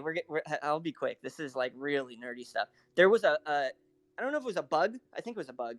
There was a bug in ordinals where you could do something to make an inscription go backwards a number. And if you don't know anything about that, think of it like Ethereum NFTs, but the first one that ever got uploaded was number one, and the one you upload today is number 13 million, or whatever. So that's what it's like. And someone had a bug where you could make it a negative number, and they called those cursed ordinals or cursed inscriptions, and they were saying like be careful with those. That's like not supported. Even the main people were like, that's a bug, we don't want to support it. No. And they all argued about it on GitHub in the issues section. And so they were saying like if you mess with cursed ordinals, you have to do it on a special like Sparrow wallet. It needs to be like separated so you don't accidentally spend those bitcoins that got this weird art inscribed on it. Well, with this emblem vault, it finally give like I just oh my gosh, my mind was blown. I was like, wait, so you're telling me I like because I went hard on it. I was like, dude, this is sick. So I was just inscribing them not for money, but to collect them. And so now they're telling me there's a way to put it on OpenSea. And so yeah, that's what I was doing last night. I had a lot of fun. I haven't made any money on that, but it's I was I think the 63rd wallet to port over or vault a cursed ordinal, and that's another thing. I put the tweet out there. No one's gonna like it, but like I feel like in a year I'm gonna be like, yo, check this out. Yeah, so I'm excited about that. I did well flipping some ordinals. That's how I got my clone. This clone was none of my own money. So yeah, Bitcoin. Bitcoin is exciting. The Bitcoin numbers are up today specifically. Go look at it. I believe it's over 30K. And I was up here last week talking about the conspiracy theories and saying I'm not afraid of the SEC. So I don't know. I was a little scared about putting that on a recorded space, but I'm not anymore. So yeah. Yes, the SEC is our friend. No, I don't even. No, no, no, no. Uh, so, dude, yeah, that's pretty exciting that like Bitcoin is finally like even developing within its like space. And yeah, I'm kind of happy you went down that rabbit hole because like right now it's like kind of like unexplored land like when it comes to like Bitcoin. So the earlier you get into it, the more of the advantage you can take. It's crazy to see their environment and like devs over there, because I don't know if you guys have heard the term Bitcoin maxis, but they're people that just want pure Bitcoin just for transactions. That's it. Bitcoin is the greatest thing in the world just for sending peer-to-peer transactions, and that's all they want. They don't want any fluff, any messing around. And then these devs, who most of them come from literally Ethereum and Solana. Literally, they're all Ethereum and Solana devs. Maybe you got a few Cardano devs in there, but they all came over, and now they're it's like this new age, and they hate each other. The maxis hate these new devs, and these new devs hate the maxis, and it's really funny. If you go in any of those Twitter spaces, they just yell at each other. It's kind of dumb. I'm not really into it very much, but it's interesting to hear. Dude, yeah, I was just gonna say like Dr. Drip, I have joined many Twitter spaces and I've learned one thing that like one very valuable lesson when it comes to like Web3 crypto Twitter spacing. Do not fuck with a Bitcoin maxi. That Bitcoin maxi will have a comeback or an argument for any freaking comment that you may make about why your token is better than Bitcoin or what your token does better than Bitcoin, because it's like to them it's just like nope, that information that you just said like doesn't exist. But I will tell you about what Bitcoin does. And they call Bitcoin maxis laser eyes. So that's literally like the term that's kind of become synonymous with describing Bitcoin maxis, and I think it fits well. I think so too. I think so too. So, yeah, but yeah, make friends with the Bitcoin maxis. Do not piss them off. You may have some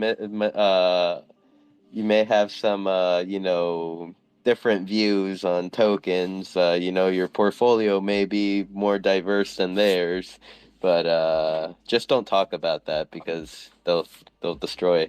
They So our list of things we love includes be nice to the AI. Also, today is SEC. actually National Go Okay. Skateboarding Day. I shared the Vox Boards event in HyperFi that Rustan mentioned earlier.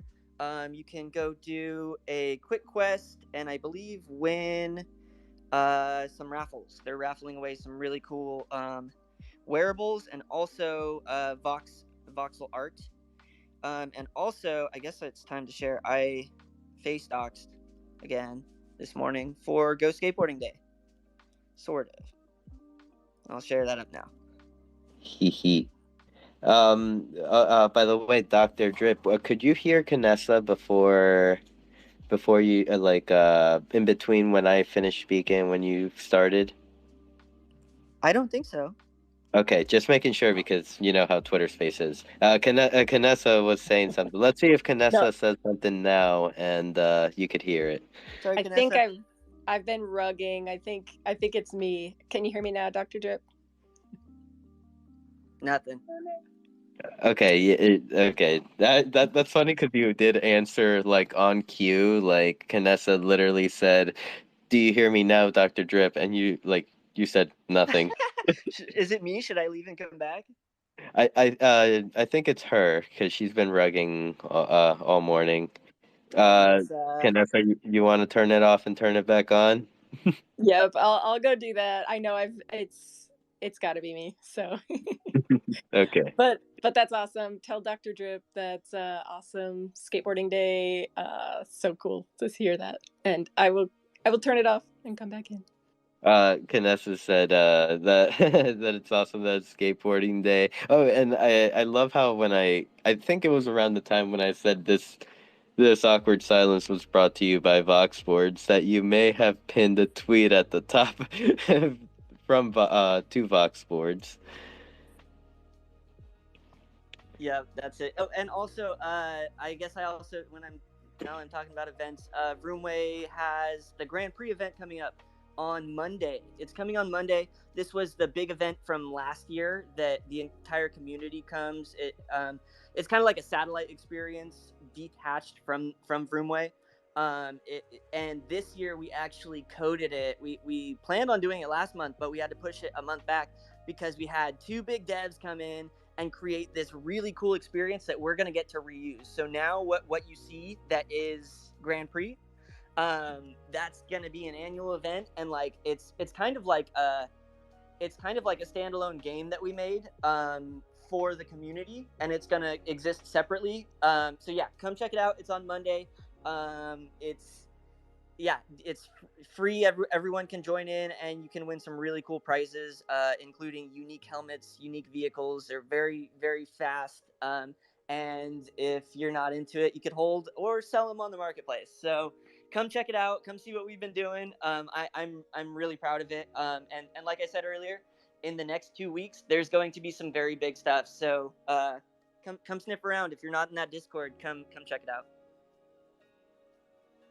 Oh, the Grand Prix! Oh my God!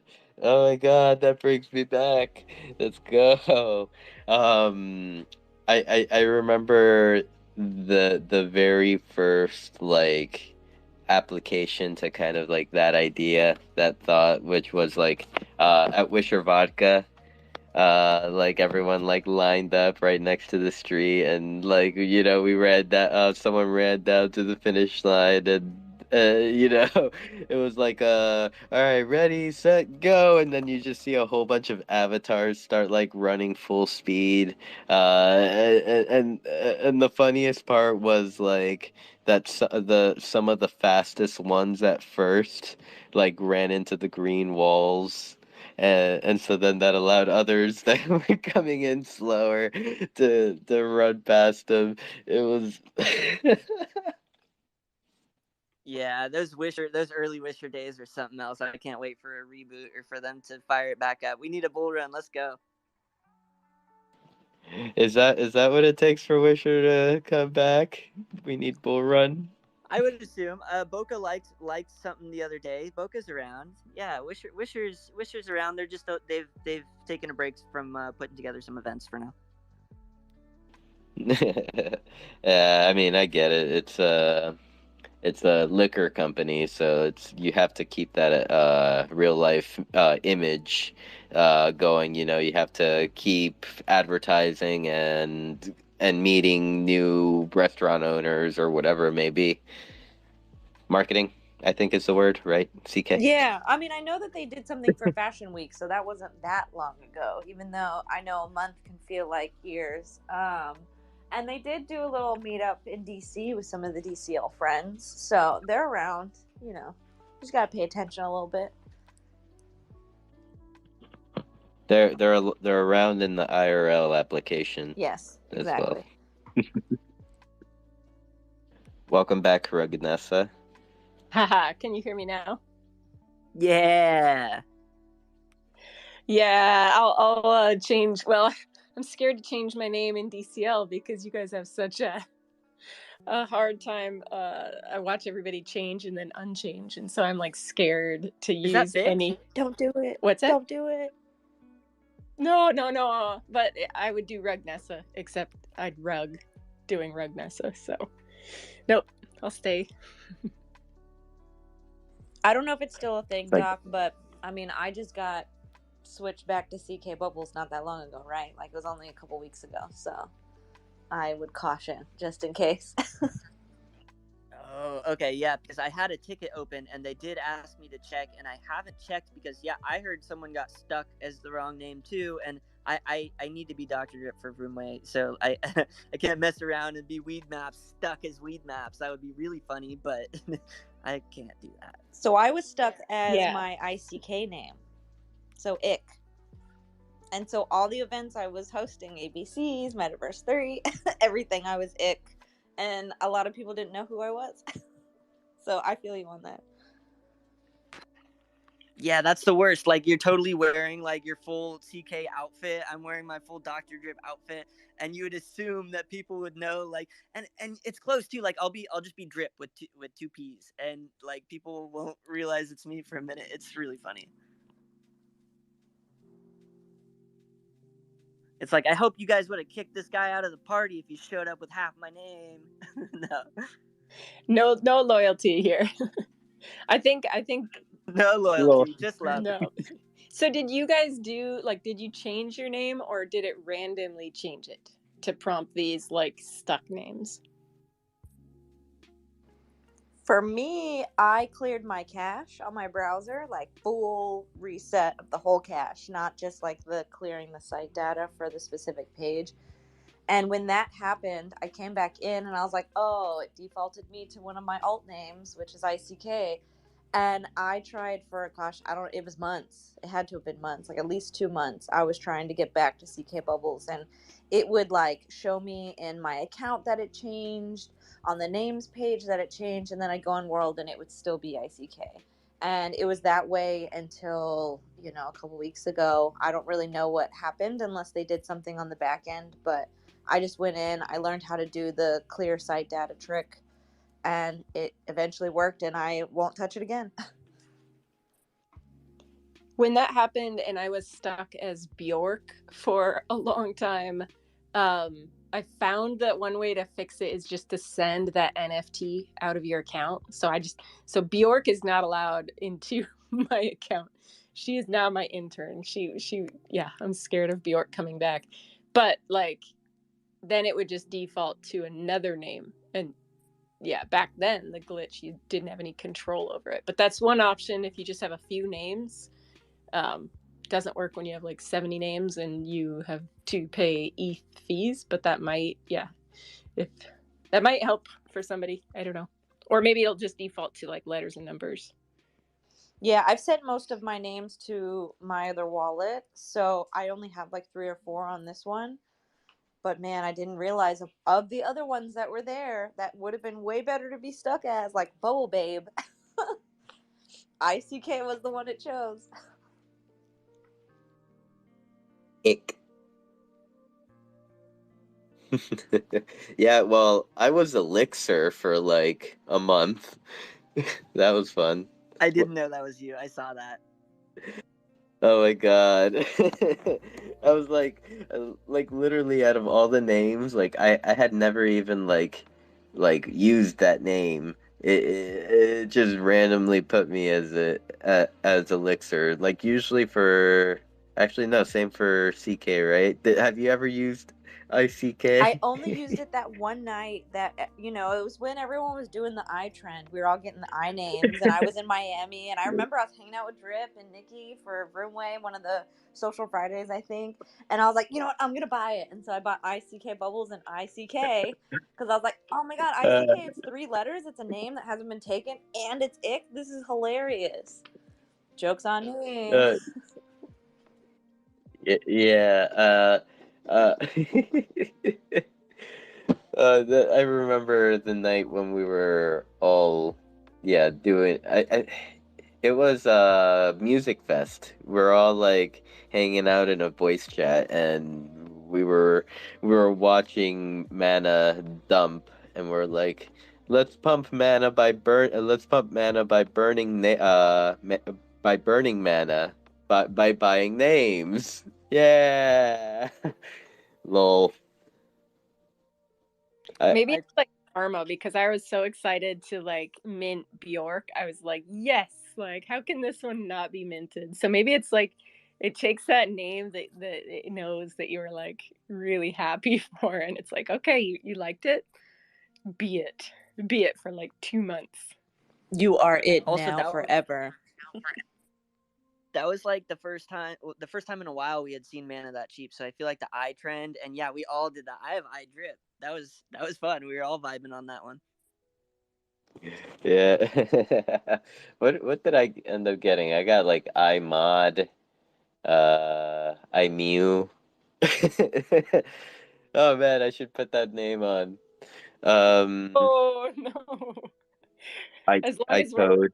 stuck as that.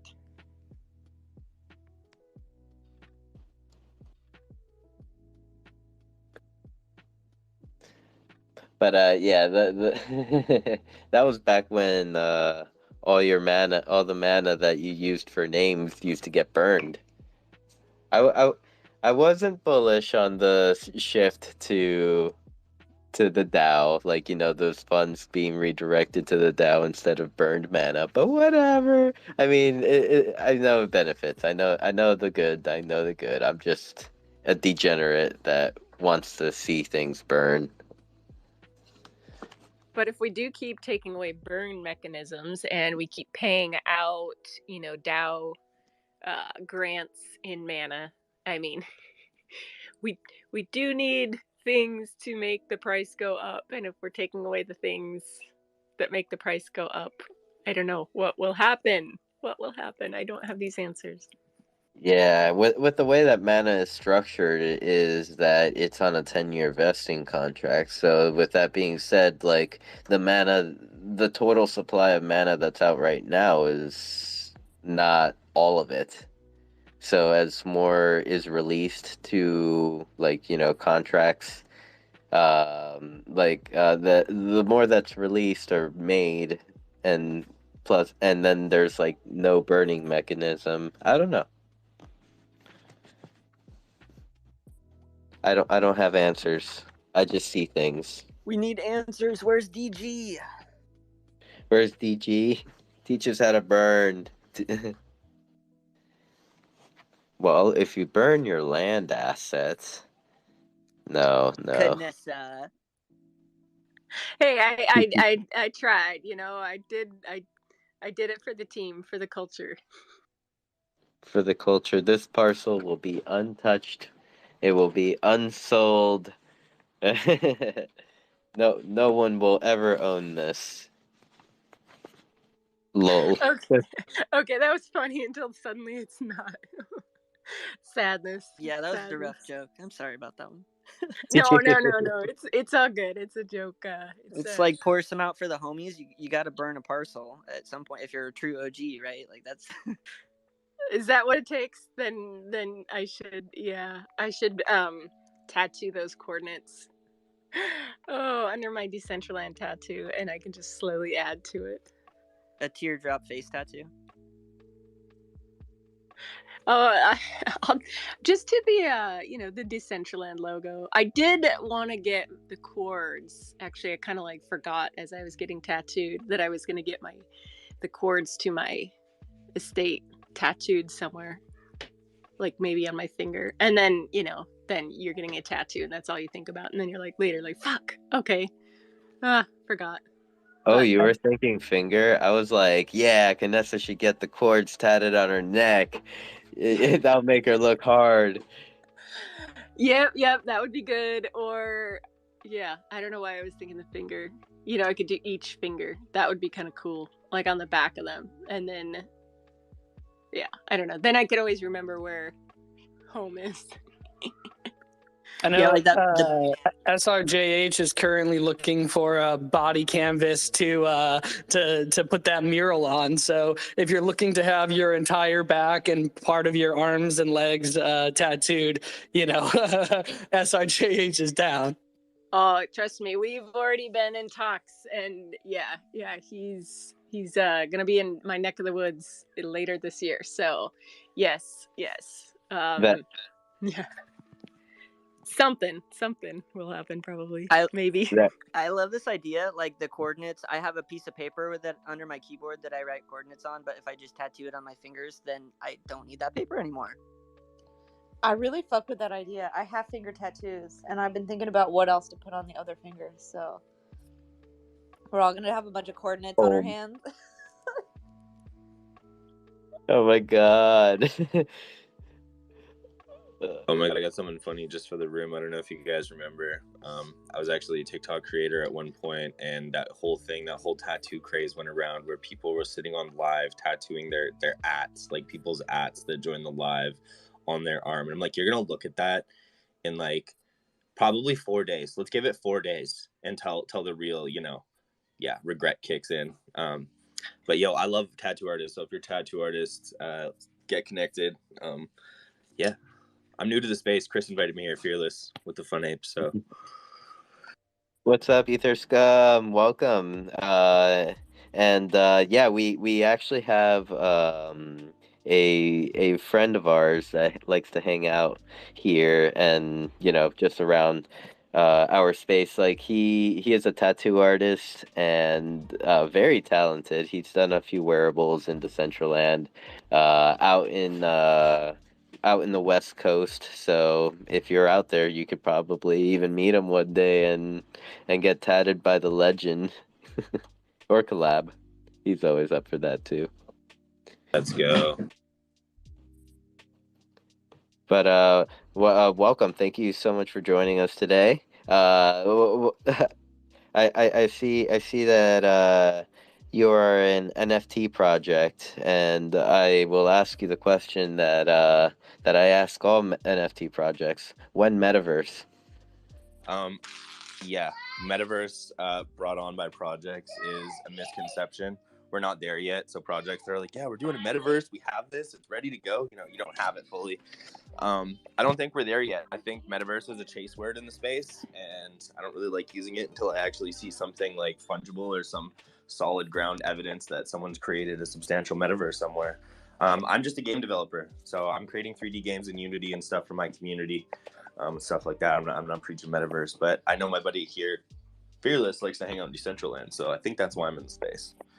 No, okay, well, I'll start off by saying I love that fucking answer. Like, more people need to like hear those words. Like, metaverse is literally just like a hot word at this point that projects use to make themselves look cool.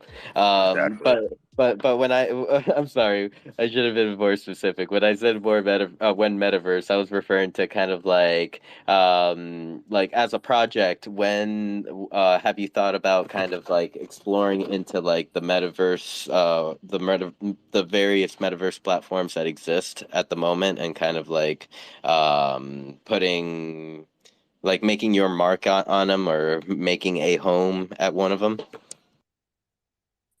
I know what you mean. Kind of like for the community, more or less. That do like interact. Like Chris plays in Decentraland a lot, so like I don't really interact there too much. I did create an avatar, and I thought it was kind of weird to interact with. No offense for anybody that loves Decentraland. I think there's a lot of amazing things happening. I feel like I'm walking around in a 21-year-old's Minecraft, and I know we can do better than that because there's Unreal Engine 5 out there. There's Unity. You can't tell me that blocks is the biggest thing we can get on the metaverse right now.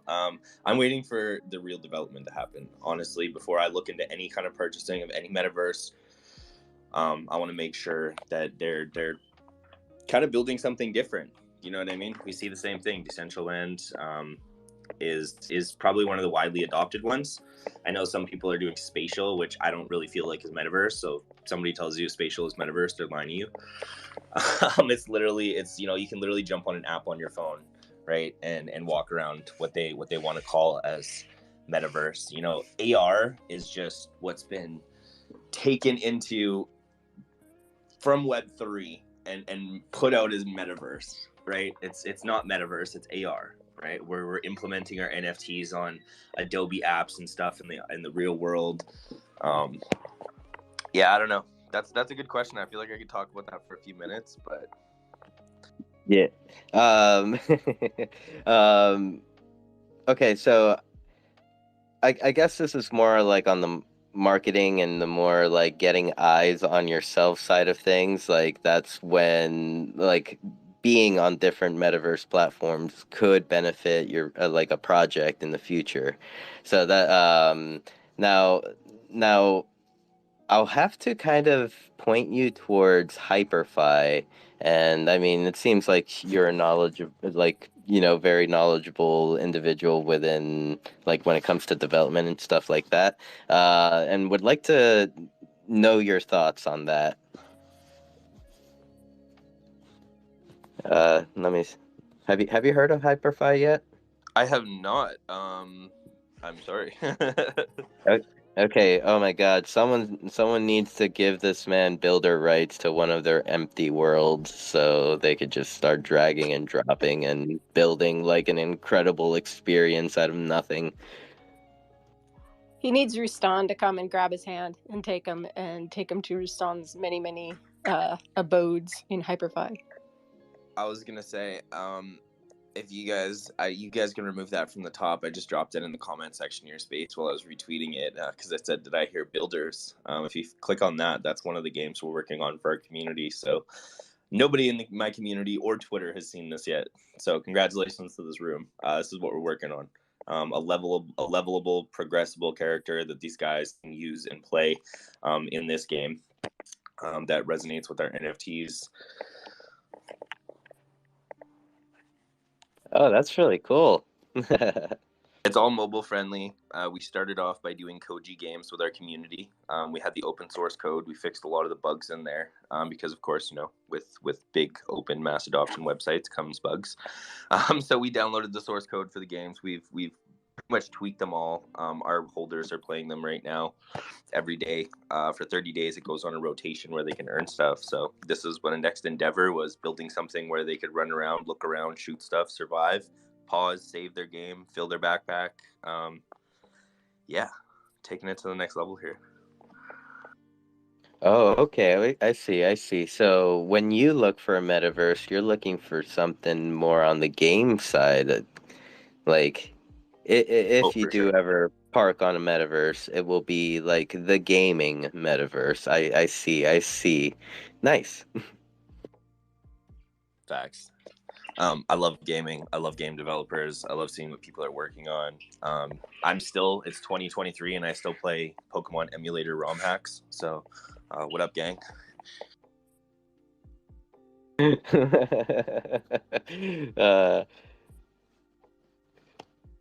uh, yeah, thank you so much for coming up.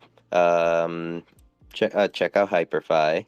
Uh, are there any more topics that anyone would like to bring up today? Any of the speakers? Oh, there we go. What's up, Curations?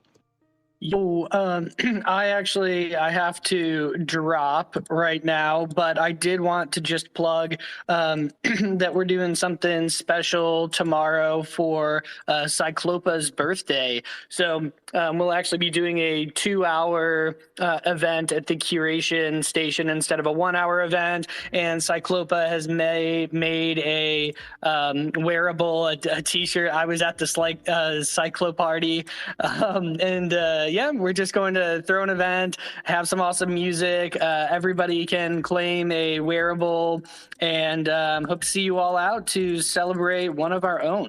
And thanks again for having me on and hosting the space like always. But yeah, unless there's any questions, I got to drop. And I did pin a tweet up above as well for the event. And the events page just went up.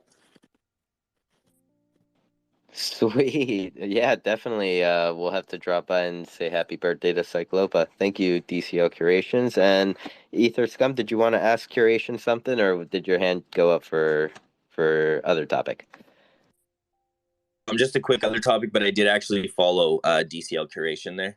Definitely got some questions. I love that I actually dropped in this room. It's full of Decentraland builders. I'm sure you guys know how to do 3D art and stuff like that. So my big question is, anybody in the room that's looking to come aboard and maybe help with a little bit of blending or 3D design for some of the assets we have coming out for our first Unity game? I'd love to get in the back channels with you guys and connect and maybe learn a little bit more about Decentraland. But I will be checking out Hyperfy. Sinful, thank you so much. And Kinessa followed you back. Sinful followed you back. Yeah. Oh, yeah. I mean, damn. We were talking about SRJH a little bit ago. I feel like he would be perfect We'll probably have to definitely connect our tattoo friend with you, see if he's interested in helping you out, or who knows. We'll see. Let's see. Go ahead, Drip.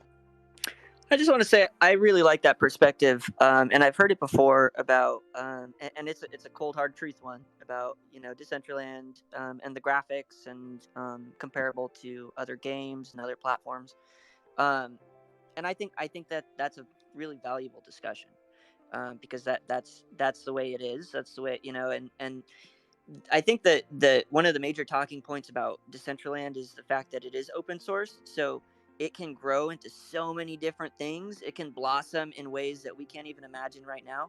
But it's gotta start somewhere. Um, but the fact that it's not a pocket metaverse, a pocket world platform, and it's open source. It's meant to be built into other things.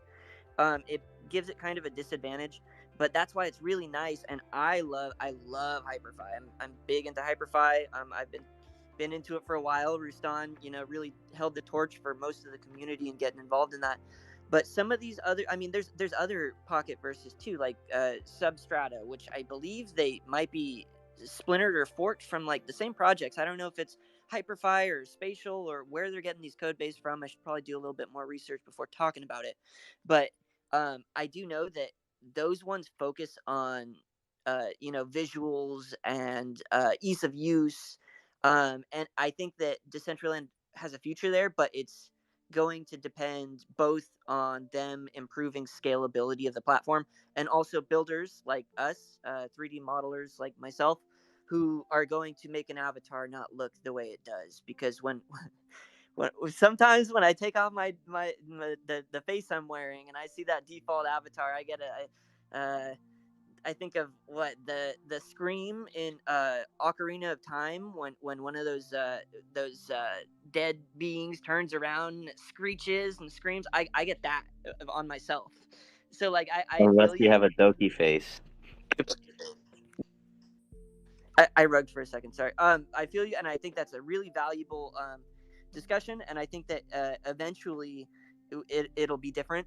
But yeah, for now, it's kind of on us, and that's just kind of part of it being open source. Yeah, I mean, definitely, like Drip mentioned, it can go many directions. Um, and like this is just speaking back to when I met uh members of the team that are no longer in their in that current position. They were suggesting that like with this was back in late 2022, and we're mid 2023 now. They were kind of suggesting that they were starting um kind of like to look into developing more clients for Decentraland. More clients meaning like different engines as well. Maybe one of those engines could be Unreal Engine 5. Who knows? But go ahead, Drip. No, I just remember asking about that in one of the technical AMAs that we were in, and I remember them shutting it down. They said we looked at it, and it doesn't work for this platform. I And see. we were all really wishing that he would say but no but came. We just need to nudge him a little bit. I think they were trying to say it was like technically impossible, but yeah, I don't know how I believe that. Yeah. Technically impossible. You know what? I But yeah, don't you're know. right. People surprise me. They implemented a bunch of different rendering engines that happened recently, and they're still working on that. They're talking about major improvements from SDK7. They're definitely working on stuff. But yeah, we'll see how soon, I guess. Yeah. How much stuff was impossible a year ago from now? How much stuff was impossible 2 years ago from now? I think everything is technically possible.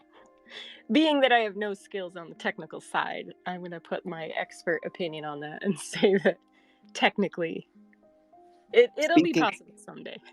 yeah, speaking from a bystander's point of view to you smart people that make stuff, we cavemen people see the stuff that it was impossible before that is possible now. So Right, Knessa saw it when it was like super MVP, and so Knessa has a really good, I guess, insight as to what it used to look like and what it looks like now, and I think that can be scaled and projected into the future. I mean, unless Decentraland dies, but it's not projected to go that way, in my honest opinion. And like you said, there was a major roster change. That's something that hasn't really been spoken about a lot, but yeah, it seems like the people that are now in major foundation positions seem to care about the platform a lot more. I don't want to diss the people that stepped down or for whatever reason. I respect that. But what I've picked up on and what I've noticed is that after the recent roster change, I've noticed a change in what seems like the passion for building, and I appreciate that. yep. Yeah, I mean, Yamel, for example, he's been involved in like the DAO and all that stuff. He's been kind of like, lurking in the DAO shadows, and spearheading that for a little bit. Understood the communities, saw the Discord and saw the sentiments. He was he was watching, believe it or not. he and all this is just intel for the, I don't know, current, what is he, CEO or kind of a direct executive director. Doctor, to go back to what you were saying, I think I'm honored to hear you say that. I bought in before we could even walk here. So what was possible was like, I mean, everything was possible. And I guess like, yeah, you just had to believe that this shit was going to get built. And here we are 4 years later. And, like you said, Decentraland might die. Well, you can kill a man, but it's a lot harder to kill an idea. So no matter what happens to Decentraland, I'm not here for the land as much as I am for the idea and the people that we've built, the communities, the connections between people. I mean, that's the real power of the metaverse. If you just buy enough computer developers, we could, build faster and bigger and smarter, but we wouldn't be building the connections that we are forced to build because we are so small and grassroots. I mean, we're forced to rely on each other. And as long as that stays, I don't even care. We don't have to be the biggest or the brightest or the best. We don't have to look like Fortnite, because what we'll have is a group of people who have come together, sometimes for common good, sometimes, not agreeing on things. But I don't know, that the longer I live, the more I realize that there's value in that. Like that right there, what we're doing right now, what we're doing like every Wednesday, what we're doing like, when the community comes together and lobbies on big DAO votes or try to outdo the whales. Like the people here are the real commodity. And if Decentraland fails, we will all go our different ways. But I bet that we will stay in touch with the people, the friends that we've made, probably the rest of our life. And that is something that, you can't count in Satoshis or mana. So thank you. I appreciate, the honor, Doc.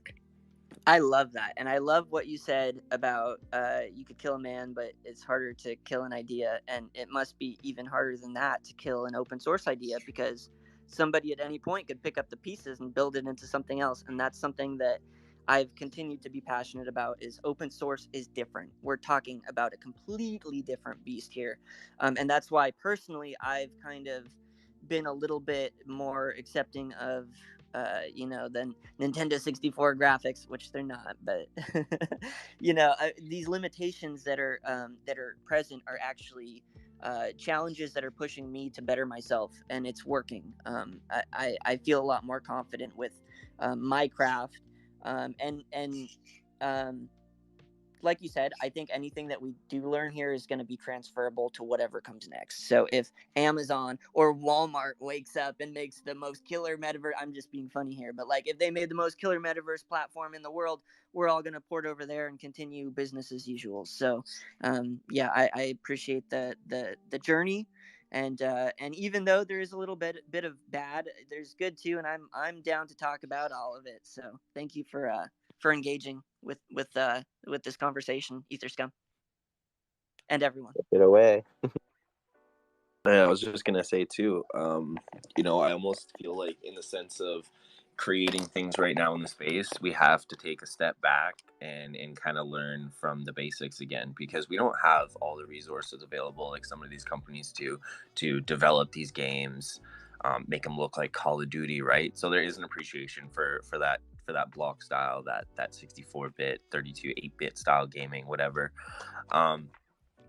But everyone's accepting of it, right? So even though the space is evolving and the technology isn't, at top right now for some of the games that are being developed, we're getting there. So I see a lot of the, like, Pixels, like I said, Pixels this past few months, let's not lie to each other, it's blown up. And the more there's referencing to pixel artwork and big names and stuff like that, people are gonna be like, oh hey, this game is pixelated, this is cool.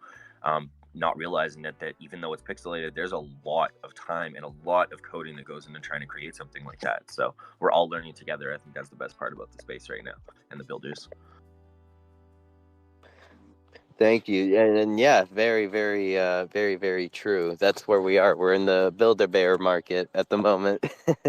CK, take it away. Yeah, I was just gonna say that's a really good point that Drip brought up, and you also talked about it too, Ether. That I have been kind of taking a step back a bit, even though I've been building a ton lately, and reflecting on just my own journey in the space and how much it has enhanced my skill sets as a creative director and as a nail artist, and also how because my day job doing advertising, I work in AR and VR, and I have learned so much about 3D modeling and coding that has been transferable to my 15-year career, which is blowing my mind. And then what I have from my 15-year career is transferring to this space. And I just see this, the metaverse space in general, no matter what you're building or what platform you're building, whether it's decentralized or centralized, but all of us learning these skill sets, these are incubators for us, for our like future goals or our future businesses or whatever it might be.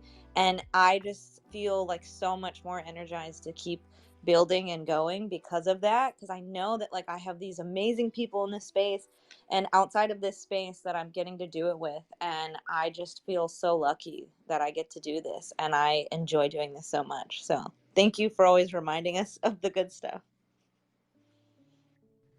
And I also want to I want to throw one more thing back, is like, so with you mentioned the pixel games, like we can also think bigger. Like, who's to say that tomorrow or today even AI isn't gonna be able to convert all those pixel games into AAA productions? Or like, for example, let's say that we find out that a new AI is able to take all those Super NES games and create I don't know, I'm just making shit up, but can make Nintendo 64 versions of them, or like a higher resolution, just convert it.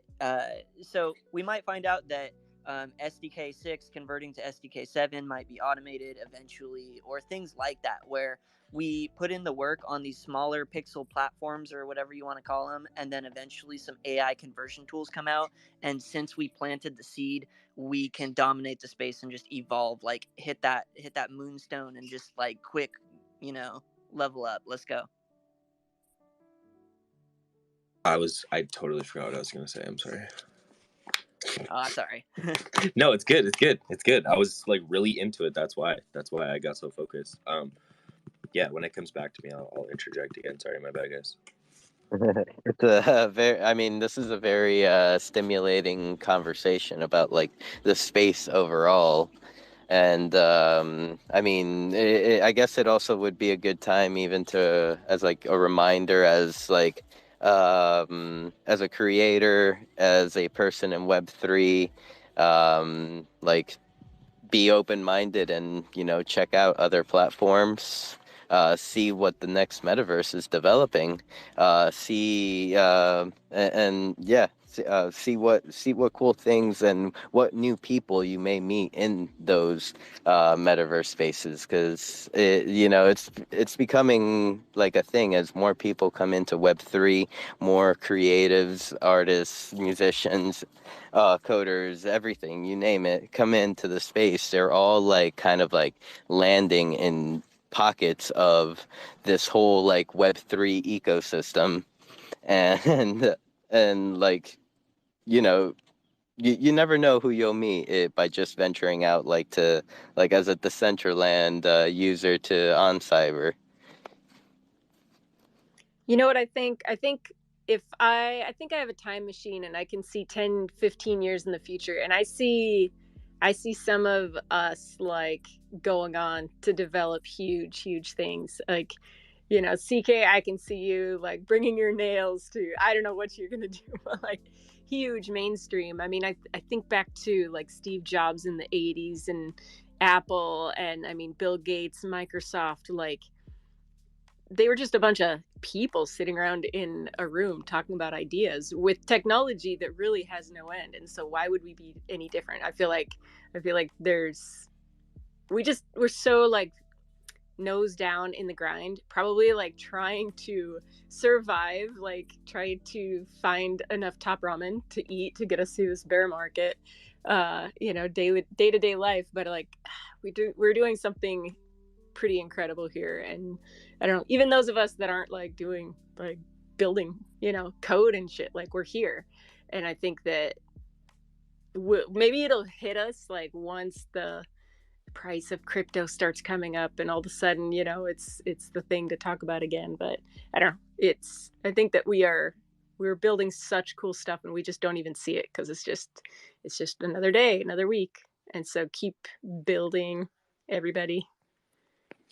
Yeah, that's all. I remember what I was gonna say. Let's go. I was gonna say I say this all the time in the space. You might hear me say it again at some point in time in another space, but I like to always say that we will truly all make it here eventually once the space learns to kind of work together and mass adopt everyone's ideas and work as a whole, as opposed to working against each other, right? So many people are coming into this market and they're like, I'm going to make this, I'm going to mint it, and it's going to make $1 million, make rich tomorrow. It's not how it works. I've been here for 7 months building my own project, building my own games. And, we burned half of our NFT collection from a 6,000 collection to a 3,000 collection. And still, you know what I mean? There's not a lot of movement right now. Even with coming out with games like this you've seen the top, right? So just keep your head up, guys. Don't worry, it's coming. Don't fall for the spaces, mass adoption and all that other crap when you're hearing from these projects. DYOR, look into it for yourself. And I think that's all I got for you guys. I really appreciate you guys letting me up here and come to hang out, and I look forward to being in more spaces with you guys. Yeah, I mean, definitely it's been a good conversation, and I'm really happy that you came up and kind of sounded like leaving us here for a bit. Is that what's going on? Are you breaking up with us? I am. So just real quick before you go, where could someone pick one up if they wanted one? And yeah, maybe some like details on like I don't know, description, whatever you would like to share about it. For sure. I don't come into spaces like this expecting to show, like coming here to meet new people, and whenever the opportunity, I just like to thank the space host. So make sure you say it alongside the community. Our first artist has been rewarded, so they're getting a percentage of all revenue from that energy drink with their label on it. We're going to continue to do this throughout the project because we want to build value with our holders, our community. As we progress through this, they've been very accepting. We do have a candy coming out here in probably about 2 months. It's presented by Barnett's. It's an extreme sour blue raspberry candy. Again, we're going to go to the community with the bag. They're going to design it. We're going to vote it. Whoever takes it, they're also going to get a percentage of the candy sales. And we're going to do this on a rotational. So there's going to be new artists coming in. There's going to be new winners. There's going to be new packaging. We are releasing merch here soon, but right now we're focused on just kind of minting out because we are employing our M3 artists to do the mutants right now. I'll be doing M1 and M2 mutations and the serums. I just needed help with the M3 artwork, so I reached out to him. He's going to step on board with me. But yeah, that's pretty much what we are right now. We're really focused on sponsoring that we can back. and add to our roster. And yeah, really, we build with projects. A lot of projects are very focused on minting their own stuff. We actually do spaces. That's actually are going to introduce the last 2 phases of our mint. So once we go through the 4 mint processes of the room, the stake, there's a staking room. It's going to be a dynamic NFT, super dope, and I'm really excited to build with some people on Polygon this year. Even though I am an Ethereum project, so. That's all I got for you guys right now. Hit that follow button. Stay tuned. We got a huge giveaway that we're pulling today. You can't enter it, but we are putting up another one. And yeah, I got a Genesis for you. However you want to give it away or keep for yourself, Sinful. Actually, you know what? I'll send you 2. You can keep one for yourself, play the games, give one away to these amazing people in space. Sounds good. Sounds good. We'll find a way to do the giveaway for sure. And thank you so much, dude. When you came into the space, I totally, understood that you understood that it's, just come in and vibe, and eventually others will want to know who you are, what you're doing, what you're about, because like the way that you you presented yourself as like a very knowledgeable individual within the space. And that is something to be proud of. So thank you so much for coming in, and also let's connect on Discord and stuff so I can connect you to that artist you were kind of or that we were talking about earlier. I would For sure. I appreciate the vibes in the space, guys. We need to normalize, being human in spaces and presenting what we're working on, as opposed to, jumping into space and it's like, hey, buy my stuff. No, man, that's not how it works. We're gonna get rid of that this year. Don't worry, guys, and I'm gonna help you guys with that. So shout out to everyone in space. Have a good one, Sinful. We'll connect for sure today. And y'all do me a favor, do something that makes somebody else smile. Tell me how you feel. Have a good one. Take care.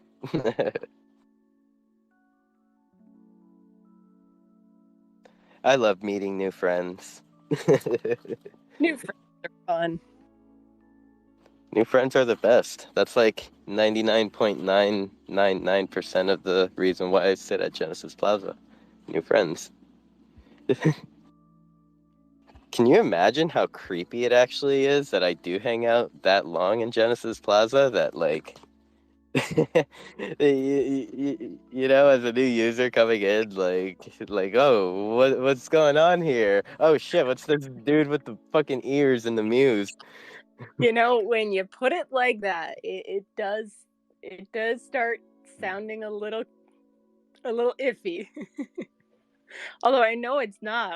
There's nothing wrong with just waiting on a park bench or a diving board, asking everybody if they're new.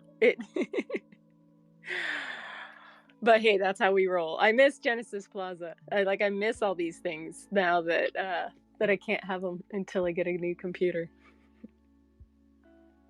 Also saying, I don't know if creepy is the word for that. Like maybe if there were like some dark street poles or something, and you're hanging out after hours. Like maybe if you're hanging out at Rustan's Blockbuster build, you could call it creepy. But no, I think we need more people like that, and you're still staying true to it through a bear market, and I think that's respectable and pretty cool.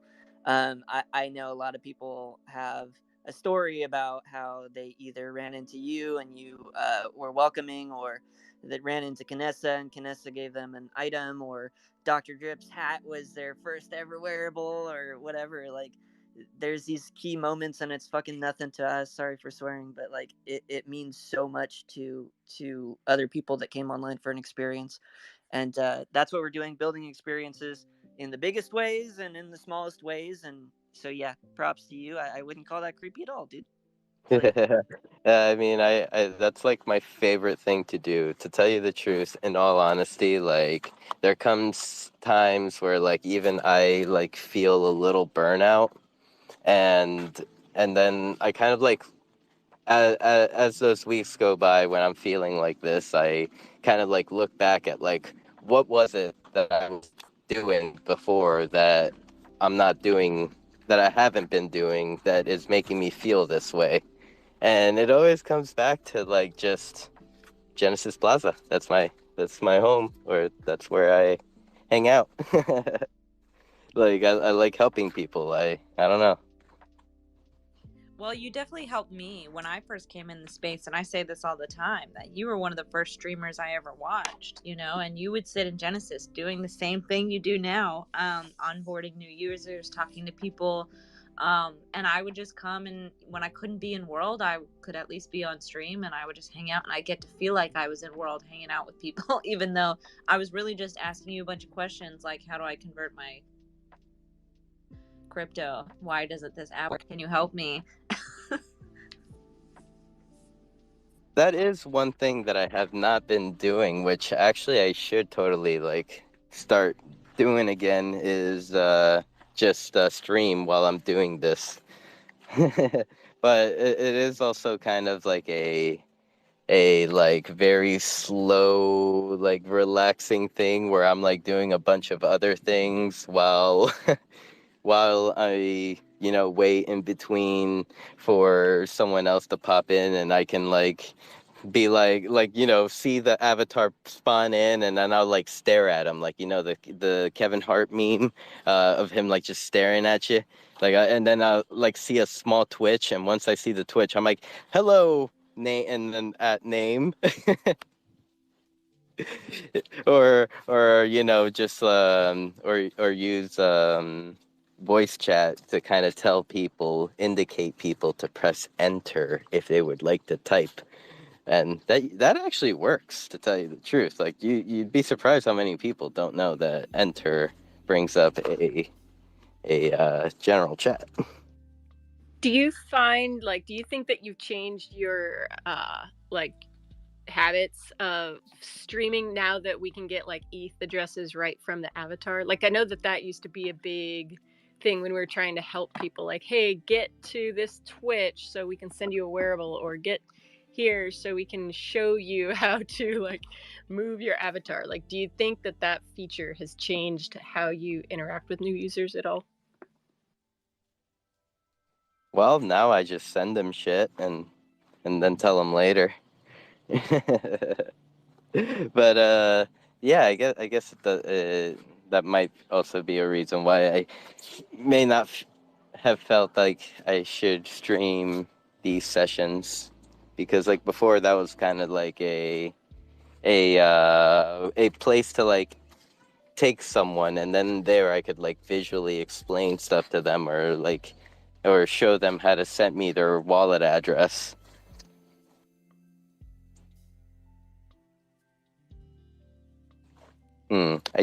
Ideas. Well, I mean, we're down to our last 4 speakers. We haven't. If anyone would like to come up and talk about anything, or add to, or make a comment to any of the topics that we've covered today, or say hello, or ask what Decentraland is, you're more than welcome to. If not, we'll probably start to wind down here in a bit. What wasn't there talks of optimizing or revamping Genesis Plaza or whatever, because like that's just like an optimization flow nightmare. Like you said, like you tell people to press enter to type, and I know that they're working on a quest where you land and you go through, and like that's cool, but like we've all had this discussion before where like Genesis Plaza, like the boards with the games on them are all crusty and not active, and like people go down the tube for no reason. There's nothing down there. They don't find anything, they don't learn anything, they don't find the next step, when the next step is press X. Just press X. You gotta press X to get around. Like, sure, you could go look at the stupid wall, but like that's not that's not it. So there's so much improvement on when you dump someone somewhere, when you dump them on a website or even in a retail store, like you think about the optimization flow, you think about what they see on the end caps and where they're going to be walking, and the importance of and the positioning of these things. And Genesis Plaza it hasn't really received an update in a while, so I feel like there were talks about it, but I don't know where it stands. I don't know where you stand on that, or if you know anything, Sin. I do not know about anything about Genesis Plaza, to tell you the truth. Maybe they're being secretive. someone did hit me up once and asked me for an asset, which I was like, okay, but I'm not sure. But kind of like as you spoke, I felt like that could even be like an opportunity, like in disguise, like for maybe like a very talented team to make a DAO proposal and kind of request to want to work with either with Foundation's team that like I don't know if they are updating something and on some secret chat or whatever, like add that, merge those teams or whatever, or just let that team take the task of revamping Genesis Plaza as a whole. Drip, I like what you said about just about like you go down the fountain and you go to nowhere. Like I don't know if the foundation listens to these, but man, I would suggest that we need to hire a professional I don't even know what the name would be, but like a flow designer or a like slash marketing, just the people that understand human behavior and crowds. In our CBD build that we made like last month for the birthday, I watched that totally not do what I wanted it to do. Like literally you're supposed to jump, you were supposed to land on the platform and then turn around and then walk off the diving board and it would put you where you're supposed to be. And I learned so much from that because it was like, no, like you should have thought about what humans do. Like humans are going to go, they're like water, they're going to go in that's why water is so successful at taking things apart. It follows the path of least resistance. And so, yeah, the fact that we've got this crazy, you come out of the sky, you land on a fountain, you see a couple game boards, but obviously the fountain looks really cool, so I should jump in there. And then it gets you down to like a sushi place and a big dog that walks past you, and then you're like, what the fuck? And it takes a little bit of time to figure out how to go back up there. So you're right, like humans are very controllable. Humans are like sheep, and we need somebody to help the sheep get to, I don't know, maybe there's a place with the most popular, I guess you'd probably send them to the most popular places. I don't know. And then they all end up at the casino. That doesn't work either. But I think that we should hire professional help to streamline it. And I don't know. I don't know. Maybe those people on the team, but it just seems like we could do better. Like Genesis Plaza is like, for me, is still a wonderland. Like every time I walk around it, I'm like, but yeah, like if I to Canessa's point, like I've seen many new avatars just spawn into world, and like a lot of them, the first thing they do is just start Call of Duty the fucking out, like just like slide into like the hole and yeah, just go. Like, that's the first thing they do. They, like, spawn in, go in the hole. Well, and then once you get down there, one elevator takes you back up to, where you should be, kind of, to get onto those boards. But there's another elevator that takes you to that, like, hidden middle floor with, like, there's, like, a video game thing and, like, a bunch of empty tables. So that doesn't work. I mean, it's like a website. You wouldn't have dead links on a website that just take you to a, like, you always have a call to action at the end when somebody's reading something, like to learn more, click here. You never just let the customer get to the end and then they're done reading, because then the chances are better that they're going to log out.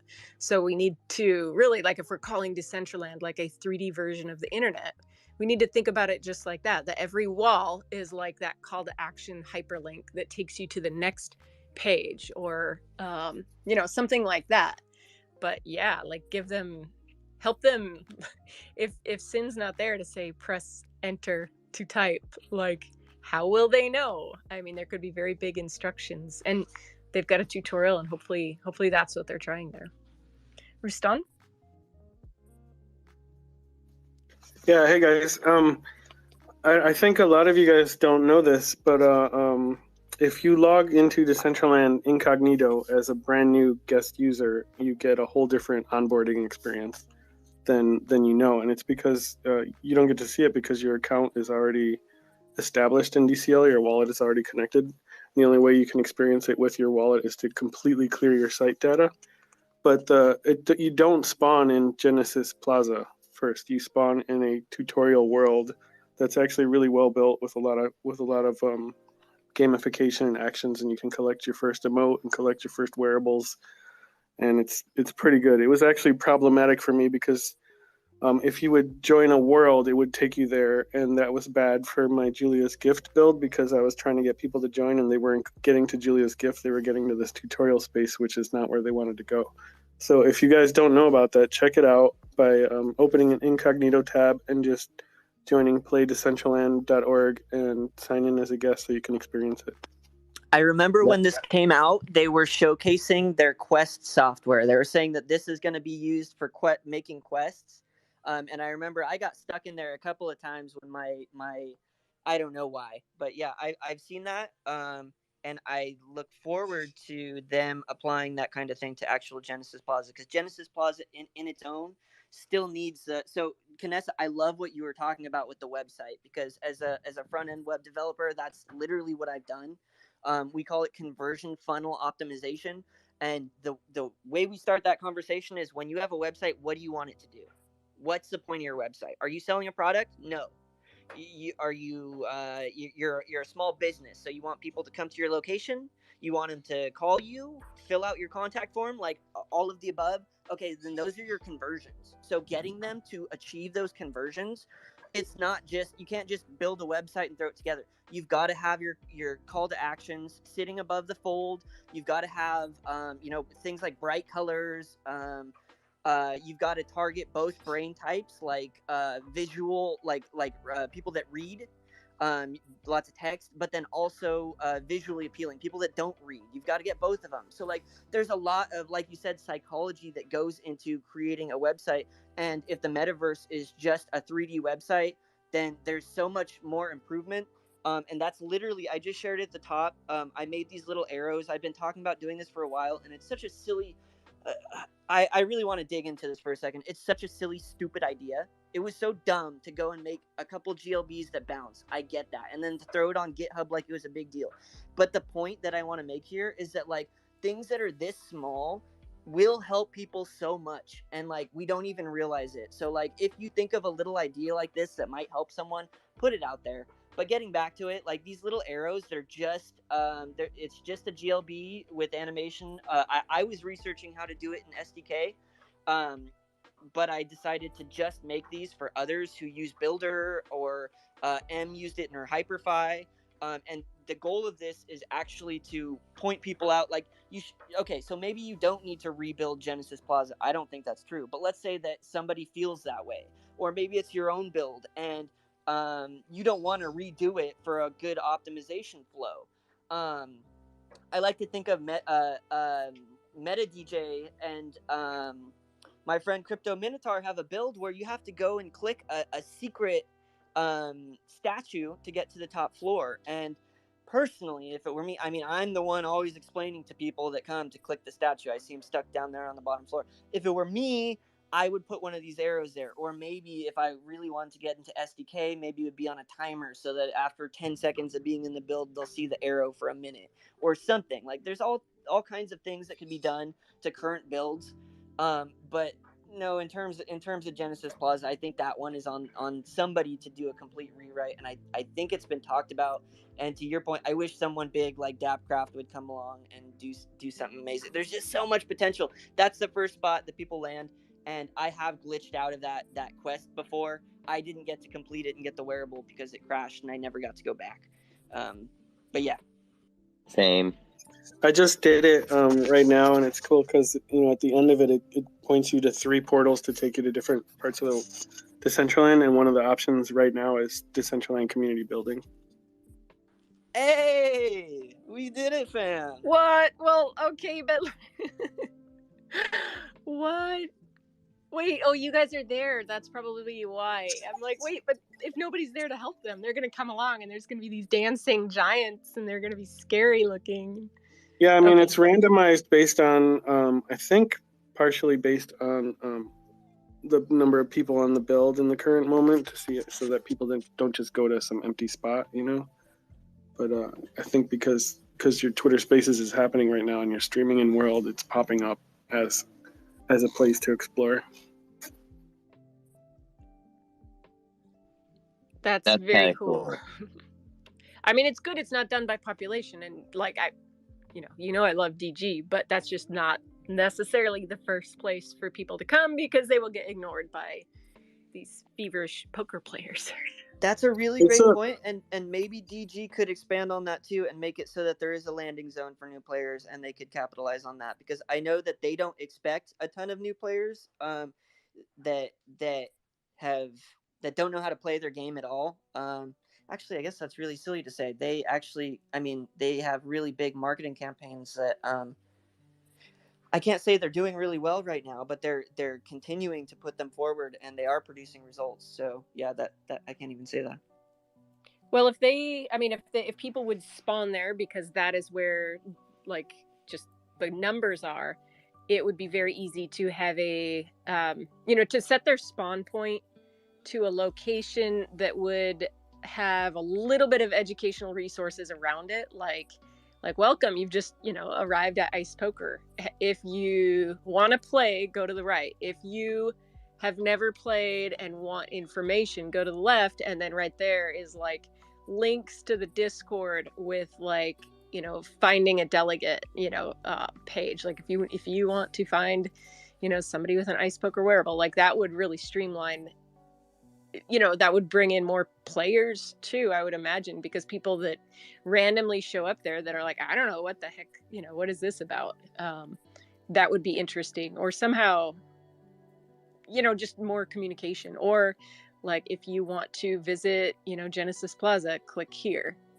It's almost like a challenge that maybe we need that everywhere. Like I know I need to put that on my builds when people get there and it says CBD. And it's, our one, I don't have the heart to take away our birthday party build yet. I'm going to have to soon, but I love it. So it's still there, but it still has information all relative to the birthday party. And what it needs to have is information like relevant to now. Like if you are a new user and you want to go here or there, like it is funny how many new people just kind of randomly show up. Whether you're working on your land, like out in the middle of nowhere, and not just on my main parcel, other ones too. Then I'm like, how do you find me? Like, I don't know if it's because of the places and people click because there's one person there, or if you just have randomly like that many people just wandering around. But I did want to say one thing about you brought up quests, and I don't know if anybody is in the room who ever did the quests in like during launch, like February of 2020. Let's see, we're still on. So Is that the bartender one?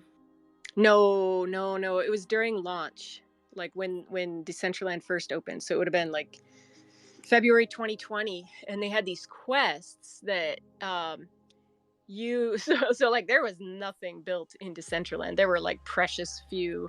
I mean, a couple plazas had been built up, and a couple different parcels. But it was so there. I don't remember the details, but there must have been some prop to get me around. But there were treasure chests hidden all over Decentraland, and you would go find these chests, and you'd open them up, and you'd find mana in it, or you'd find wearables. But they were so fun. Like that, literally, still to this day, was one of the most addicting things, because imagine going around Decentraland and just like looking for treasure chests. So even now when I'm on a build and I see a chest, I'm like, oh, like treasure chest. And then I'm like, nope, that's not what that's about. But I don't know if they ever did it again after launch, but it was fun. I mean, I spent hours just trying to find these chests, and it was simple. Like you didn't have to do too much, but sometimes they'd be hidden in the parcel, so you'd have to like, you knew one was there, so it must have prompted, it must have like given you coordinates like, all right, here's the next one. So when I heard you say quests, I was like, we need to bring quests back. Yeah, I recommend you guys try this out as a guest in incognito, because also it runs incredibly smooth. And I found out after messing with this a couple months ago that I needed to clear my site data on my normal Decentraland wallet to experience Decentraland properly. I think when they make updates, it complicates the user experience. I hope they fixed it by now, but when I cleared my site data, it wiped out everything, and I needed to rebuild my whole avatar from scratch, basically, which is kind of a pain in the ass. But if you're having lagging issues in Decentraland, this is a good way to test if Decentraland is running properly for you. I'll do it now since I have like 2,763 megabytes of cache, I guess. I will do that when I get my new computer. That'll be a good way to test it. Is like what does Decentraland look like with a brand new, like wiped clean computer? I don't mean clearing your cache. I mean clearing your actual site data, which is a little bit more complex. It's like going into the tools and actually going and clearing it, was completely wiping it out. Oh, okay. Well, that's We need a too tutorial, bad. Rustan. Yeah, PB knows all about it. He can totally help you. If you guys want to do that, just DM him. He'll tell you how to do it. It's not Yeah. the usual press F12 and Right. go to storage under applications. It's But more. it was funny because when I stumbled into that new Quest startup theme, I was like, geez, this runs amazing. Like it runs flawless. Decentraland is just Is it fast 7? fast Is it SDK moving. 7? I don't know how they built it, but it's been around for a while. It's been around for at least 7 months. It could be. Yeah. But you guys should all check it out just to know it exists, and it's pretty good. Like I think it's really great for new users. Yeah, well, I guess like more of my conversation goes to like the users because there are people that just don't do tutorials, and I know that these people exist because I am one of them. Like I see a tutorial and I look for the skip button. That's just yeah. Well, for me, I'm a little bit in between. I like the tutorial, and I am gonna check this out, and hopefully I can finish it because it was kind of beautiful when I looked at it. But to me, I'm talking about what happens thereafter. You could go through it one time, and then you could let's say you're there the next day and you don't know what to do, or maybe you take a month off and come back and you don't know where to start. I still think that Genesis Plaza should be an important sorting tool for finding where you need to go, or finding help if you need it. Like there should be a spot where like if you're really stuck, like you can go there and you know everything you need to know. And that's not where it dumps everyone. That should be like a little question mark corner where like you don't go in there unless like you need some help. Yeah, I mean, they put the little text box on the main website, like if you need help. So really, why would you put it there but not put it in world? Like they could have a screen where you walk up to it and it goes to the same, I don't know, same help desk, whoever's going to answer your questions if you're asking questions on the website. Seems like you should have that, not just in Genesis Plaza, but maybe like an overlay on your screen, what you're seeing. I don't know. I guess maybe do they have that? Am I imagining it? Some of those things, like because it's so second nature, like I don't look for that. So maybe there is a tab there. CK? I was just going to say another resource I point people to. So basically, I always share this one tweet that Decentraland shared during Fashion Week about how to log in. And then I always share the onboarding world that Polygonal Minds made, the onboarding.dcl.eth. I think those things together, of the people I've sent it to so far who like I did not hold their hand and walk them through how to get into Decentraland, they were able to get in. So those things always seem to be helpful.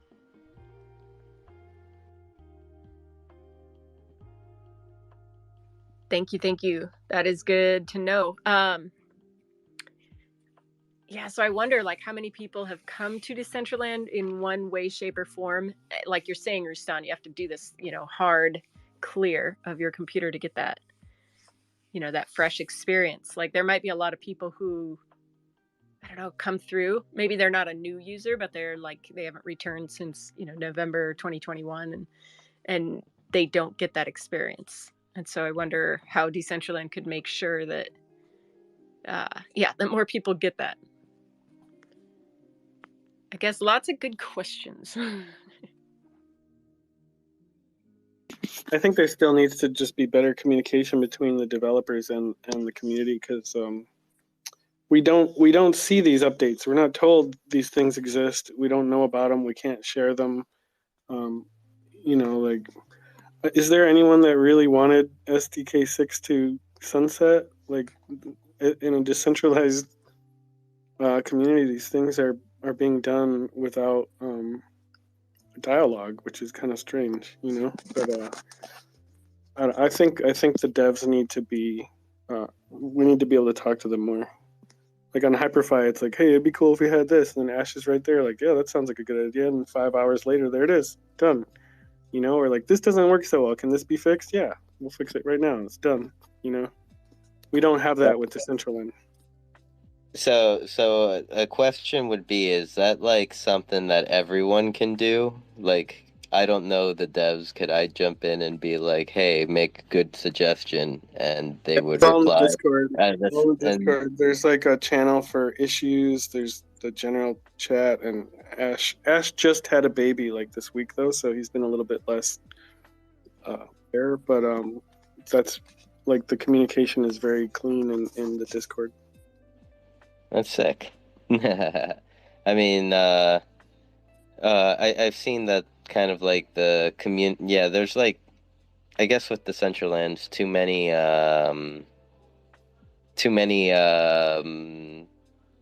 chains, or too many people to go through in order for the message to get there. Yeah, it feels like there's departments. Like, I remember when I joined in one of the DAO calls, and I think it was the Explorer team, and I was spitting out some of my my thoughts. They're like, "Oh yeah, we don't handle that. Chime in next week for this team." And it's like, "Oh my god!" Like, all right, so I gotta like take the time to do that now. Like, why can't somebody just pass the message on, or how big is this team really? Like, and it's just kind of a headache. It's like just trying to connect with your overlords to get something simple fixed, like turn off ambient occlusion, which they did.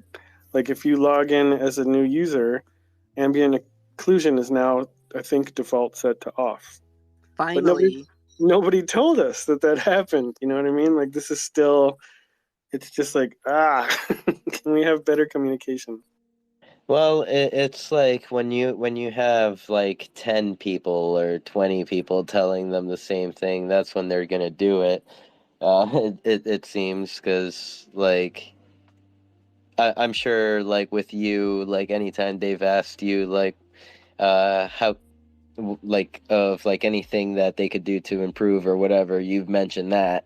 So as have I, and I'm sure a few others as well. So yeah. Well, I think there's two parts to that, right? Like, there's those that are like, oh yes, it helps it perform better and make it so that people can be in world, and then there are those that are like, we don't want to turn it off because then it makes things that we made look really good not look as good. So I think there was always a conflicting camp. And I remember from Fashion Week, we did like a test of the plazas, and I remember telling them, I was like, this is what we tell everybody to do. And when I said that, there was definitely like a moment where a little bit of the air came out of the room, and I was like, should I have said that out loud? Like, to all these people? And then, yeah, at some point, like Rustan said, all of a sudden the setting was defaulted, and I didn't even, like, I remember noticing it, and I was meant to say something, and then I never did. So I'm glad it was confirmed, because I just thought maybe I was losing my mind a little bit. Meanwhile, on Hyperfy, Ash shows up one day and says, "Hey guys, I'm testing out ambient occlusion in Hyperfy. I don't know if it should be default on or not. Test things out. Tell me what you think. You can toggle it with the chat with, I forget what it was. It might have been like, I think it was /AO toggles it on and off, and so you could actually see the difference and everything." And so I immediately messed around with it because me and ambient occlusion go way back, and it worked fine in Hyperfy, And so I went back, and as others did after testing, and immediately reported to Ash saying, "Hey, there's no lag or anything. I think you can have it set to on." And those are just our thoughts. And ultimately, he found that it works fine. It looks better, and so it's set to default on. And nobody's experienced any lag anywhere in Hyperfy. But my point is, like, the dialogue happened over the course of 3 days, and came to this decision. Yeah, I guess the thing to consider is like the size of the team. Like Decentraland is like kind of like an established something. Hyperfy is like in its development stage. Well, all of this is in development, but Hyperfy is like still in its very early stage as like a company or whatever they want to be. Um, so yeah, I guess messages get received a little better. I don't know at this point. I know that the Decentraland, the foundation consists of like 80 people. Um, Sometimes I wish it was like kind of like it's like I don't know. I don't know if they're outputting the work of 80 people, but It maybe feels like they are employees of a company and are only there for a paycheck. And exactly. I would like to see some of these employees actually in world participating, and like Mayara is a great example of someone who is, and Yes. she's in there, she's listening, she's passing messages on. I want to see more of those people. I want to see someone from every team. We should know what their names are. They should be part of the community. They should be hanging out at the events that we do, and seeing exactly the experiences we're having, so they could pass it on and share it as is. Because right now, like if you said, "Hey Rustan, who's someone you know from the Explorer team?" I don't know anybody. I can't give you a name or like on most teams, I can't give you a name of anybody. But I can list dozens of names of valuable people in Hyperfy, and it's that's just like one of the things that I've noticed.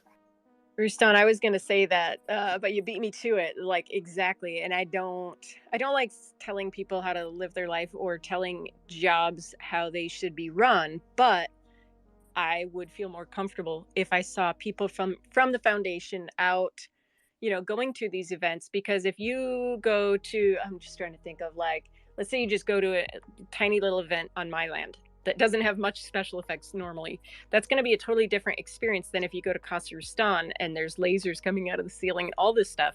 But like if they were coming to these different events and comparing, like, okay, why doesn't Rustan's scene break when he adds the lasers? Because that was one thing that we kind of realized, like at the CBD birthday, like we put so much shit in that build. Like you hit the 1 key, you're gonna get the letter CBD. You hit the 2 key, you're gonna get the Mew bubble. We got confetti. Like Madamus is the genius. Like we pushed everything we could, and we didn't break it. Like I didn't crash. Now, last year at Pride Fest, it was awesome. I loved seeing those cool parade floats when I could see them, because I would log in and I would immediately crash. And so like I want to know why. What was it, like what is making these things crash that we could do this scene and have like put so much shit in that build and it doesn't do anything, but yet something over at last year's Pride Land was not working. And so like if there were people, and I feel bad for PB, a lot of it falls on his shoulders, because he is like the one person, him and Mayara, like being visible.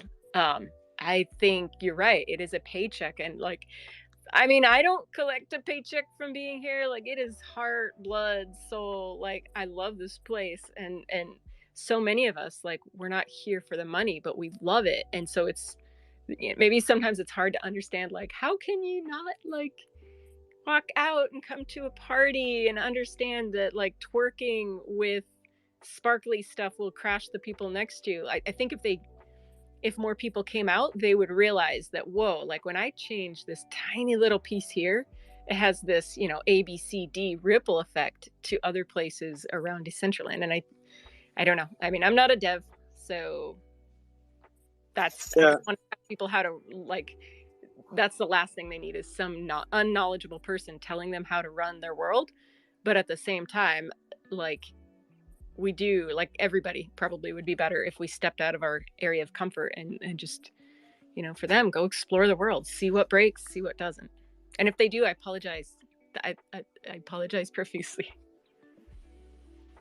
I want to say something real quick to that. At the big events, I've seen them. I was standing next to Shibu and a few others at Fashion Week this year. So they do come out sometimes. But to your point, I had no idea Mayara was Foundation. Mayara is fam. Like, I had no idea that was.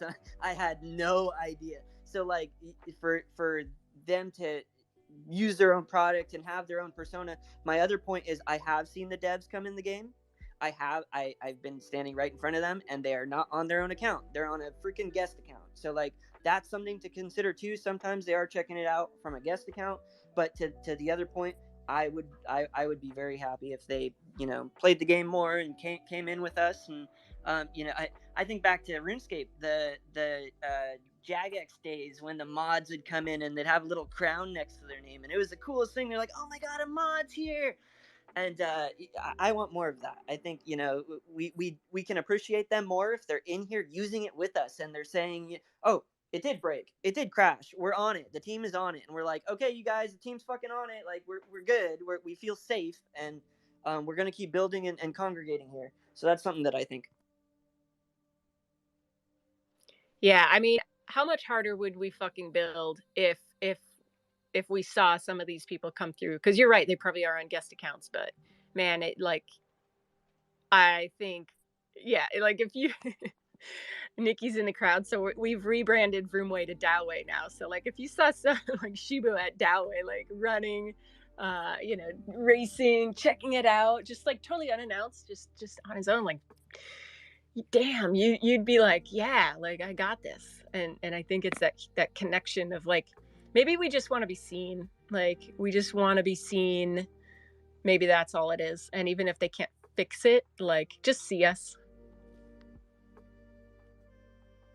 Which Peanut Butt is doing a lot too. I know he was manning a form for a little while, and there was this form that we could fill out with all this, and that's how we kind of got to the start of the name situation. And then they integrated the new Discord support team, which again is doing the best that they can. A lot of the questions are really weird. It was like, you're gonna ask me, did I try to restart? You're gonna ask me if I tried to disconnect. Like, of course I tried those things. Are you new here? Of course they're new here, and they're doing the best they can. I'm tired of defending them like this, but I'm starting to see it. I'm starting to see that every time I do, because I like to criticize. If it, I like to be delicate with my constructive criticism. I like to say sometimes it's a little less constructive, but no, I do like to say some shit sometimes. And lately, I've been finding myself eating my own words, discovering that it wasn't what I thought. But I truly believe in my heart that saying those things was important. Us talking about how terrible ambient occlusion was, just stupid shadows. Nobody notices. Are you kidding me? I mean, of course you notice if you're on ultra settings versus medium settings, but like, if that's the one thing you changed, that was silly for them to argue. I think that was lazy, and I think that until Rustan made a big stink and Doki posted on her Fashion Week build this really funny Comic Sans fonted, sign, I think it finally spoke out to them, and I think that is important. Don't we don't need to stab them with our message, but like, if you need to say some shit, if you have an opinion, it's important to say it. Yeah, it's weird to me. Like, I feel like part of the job requirement should be spend some time in other metaverse platforms as well, so you could see what's happening. Because I remember when I joined that DAO call and I told them about Hyperfy and asked them if they'd seen it, I was like, all you got to do is like copy that shit. That's all you got to do. and they were like, oh yeah, we saw it. Don't worry, we're gonna drop something way better than Hyperfy, and that is SDK7. And as soon as they said that, I was like, you guys haven't explored Hyperfy. If you really, and I don't know. It's just like what I've learned with all my hopping around now. I've met just some amazing historical devs in the metaverse world. Like not just Decentraland on cyberspace, but all of them, and they're working with their heart and souls from passion, not making a cent, to build the ideal interoperable metaverse world, and it's including Decentraland, and it's including Sandbox, and it's including everybody. They're like taking lots and lots of hours and time. It's almost like the metaverse Illuminati trying to build what we all want, and like they're doing it. They were doing it today. They were Twitch streaming things about pets today. You know, and like what I've been seeing about pets. I did a post recently about Jin's dream of adding pets, and it's all these little creatures that follow your avatar around, like herded, you know. And it's just like cool to see what they're coming up with, and they understand like some like Jin, who I brought up. He was building in Decentraland in 2017. You know, like they've been around the big decisions, and they have unbelievable historical experience. And like some of the stuff that they talk about is like way over my head, but I'm just sitting there, eyes wide open, just taking it all in. And but it's happening. Like it's happening regardless of what Decentraland does, and they're doing their effort. They're putting a lot of effort into including Decentraland, and I'm doing the best that I can to share what I'm figuring out with the people that I know within Decentraland to be receptive to whatever anybody says, because to me it's all about interoperability, and it's also all about WebGL, which has been a huge improvement um, as far as over the last couple of years. Like I personally think the way to go is towards mobile, not necessarily playing on your phone, but being able to play on your phone or your iPad or whatever the future of mobile holds, which would probably include VR headsets. Just basically making this whole experience as easy as possible for anybody to join from any device, instead of like downloading an app. And so for that reason, I think Unreal Engine right now is not ideal, because you have to download an app to use Unreal Engine, which is going to change. Like my Blockbuster build is very heavy. It doesn't load on all mobiles. It doesn't load on most mobiles, but one of my friends who has like the newest Android, it loads on his Android phone, which is crazy to me because I didn't expect it to. And iPhone is a little bit more complicated, but in the next 2 or 3 years, all phones will be able to open all hyperfis, you know, and then all. It hurts me to hear that Decentraland has zero plans for mobile, you know, and so I don't know. I'm just rambling now. Bye. I see Zesty, you got your hand up, but Rustan, you brought up virtual reality, and I told myself I'm going to talk about it every chance I get, because why the hell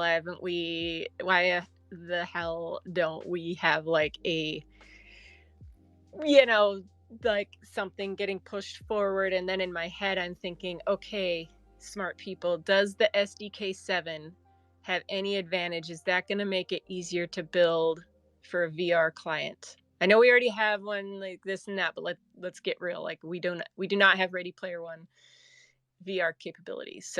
So yeah, smart people, does the SDK 7 get us closer to having VR capabilities? We need grown-ups in the room to help us. Are there any Decentraland devs in the audience right now from the foundation listening? No? Oh, okay. If right. They are narcs and they're undercover, and I don't know. I think old guy might be undercover foundation. He's probably like undercover Esteban or something. Is anyone from CoinDesk out there? Can you write another bullshit article so that we get Decentraland Foundation's attention about? No, nobody's out there. Okay. Actually, that one's more possible. One of them, one is more possible than the other. Let you decide which one. Because I could see support for SDK 7 if that was going to lead to quicker adoption of, you know, the VR client like that. I've heard things like, oh, in the new year, 2024 is going to be the year of the VR headset. Yeah, I don't know. Um, yeah, I'll hope to get an answer on that one. All I know is that Autodance broke in Kazakhstan like 2 months ago. I've never been able to get it to work again, and I don't really have the interest to take the time to sit around and figure it out now. And I rebuilt Kazakhstan, and that took way longer than it would have on Hyperfy, which was disheartening. But I still sat through there for 2 weeks, fine tuning every little thing in the build because I wanted to do it. But I just really want to see Decentraland be able to create a builder that anybody can use with drag and drop, super easy. No coding. Like I shouldn't have to wonder why auto dance doesn't work anymore. I should just be able to drag and drop auto dance into the build and have it work right off the bat.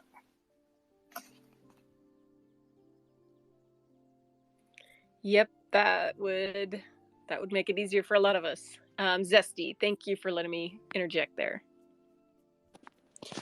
Yeah, we were the discussion was around the foundation and different jobs and things like that. Do you guys see where there's a job posting for a lead QA person? Nope. Yeah, that's absolutely a thing, and I have to say I love that.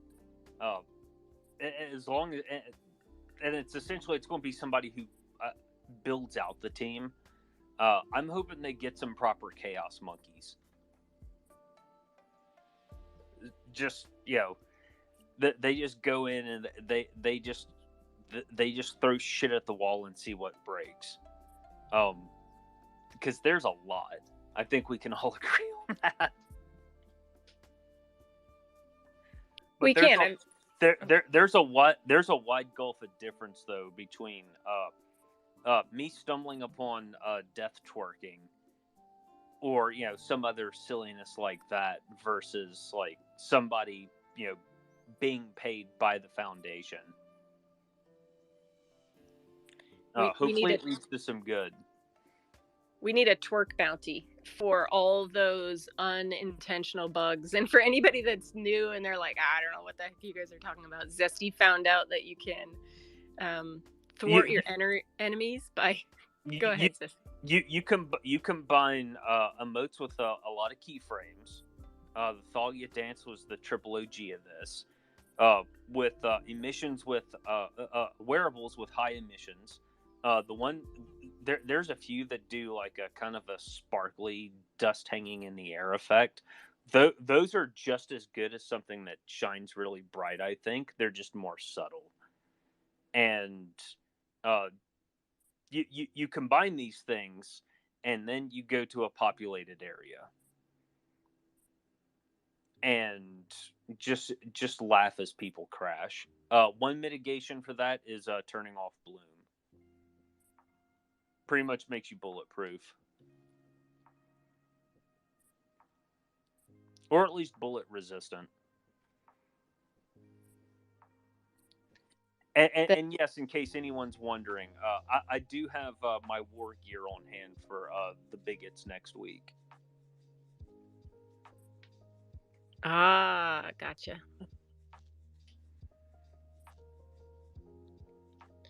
Yep. So now, hopefully everybody learned something in the space today that. I mean, I reported this months ago, and it couldn't be reproduced because we tried it at Wonder Zone at an off time. So, like, if it's not fixed by this point, then fuck them. I disclosed it responsibly.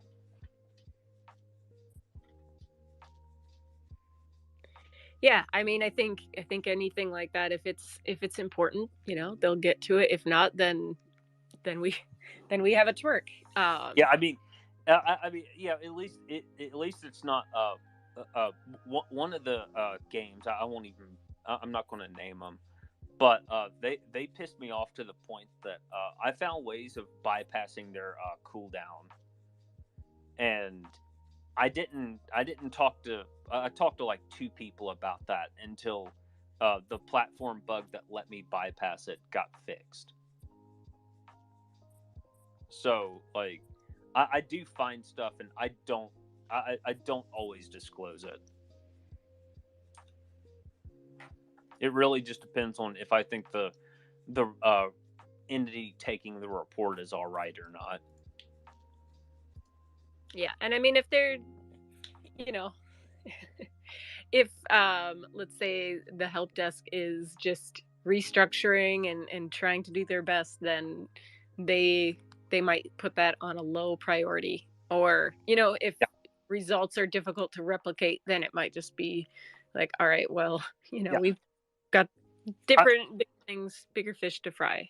I gave up on trying to ask like the for support on the Discord, because the go-to answer was always clear cache, which okay, cool, or use the client. And I did decide to try to actually indulge them one time. A long story short, I run Linux, and the build docs for the client did not work. I could not take the build docs as written and build a client. So I had a few times where I would report something and I'd get told to use the client, and I'd be like, well, I actually can't, and this is why. And then it was just crickets after that.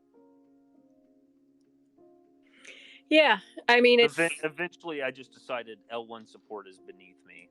I'll figure out my own problems. Yep. I feel like I'm out of the loop. Do they still do the Wednesday technical AMA? They used to do it before this space. I haven't been to one for a while, but I don't know I don't know if it's because I just haven't gone to it. If they've rescheduled. Are you talking about Last Slice? No, remember the Google Meets for the Foundation AMA? It was Wednesday mornings before. Oh yeah. I think they changed them to like Thursdays. I know I get emails about it all the time. But I mean, like I also like even like on the DAO end, which they work with Foundation, so we kind of get a little bit of insight through there as well, like the Testing Tuesdays and stuff like that. Yeah, But they have been doing some on Thursdays, but I know that was just like temporary, and they're gonna possibly try and figure out another schedule again for like a second series of them, is what I heard last. Because I mean, just having that connection, like a platform where we can go and talk and ask questions, would probably put out a lot of these, not saying these are fires, but it would give us an opportunity to have that dialogue, which I think clear communication dialogue lets people have a voice and have it be heard. Because what I hear is a lot of us, like, as we start talking, we're apologizing for criticizing our platform, and what we need to look at is our criticism, is it constructive or destructive? And all I can hear is constructive criticism, because we want it to build and grow better. So I think we should also stop apologizing for asking for this platform to work the way that we want it to. Because I mean, going back to our second Twitter space when we had Esteban here, and he said, we are the ones, we, like us, that need to tell them how to run it. So I don't know. I think as long as we're always constructive and not destructive, let's fucking go, and let's keep asking these difficult questions and get the answers. Because if they're questions that can't be answered easily, then we have to ask ourselves why. Because we should all be on the same team, even the Foundation.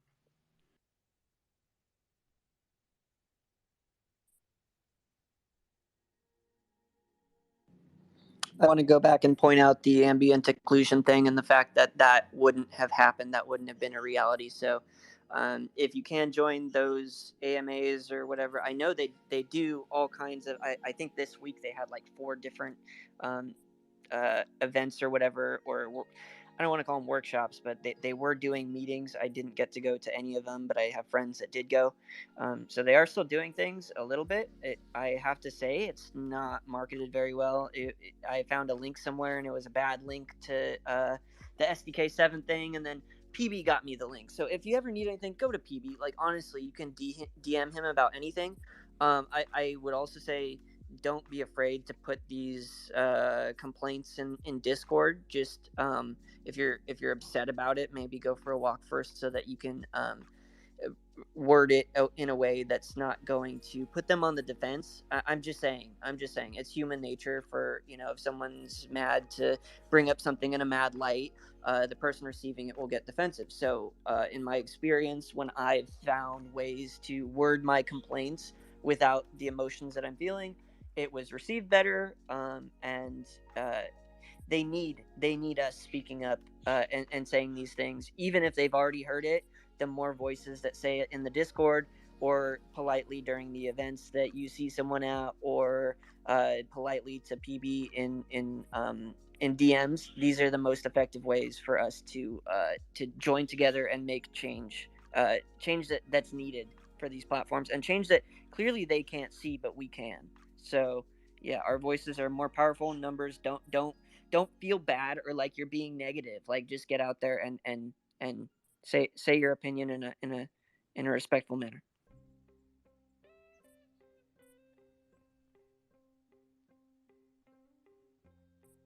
Yeah, that one right there, the respectful manner part, like that one can actually go a very, very long way.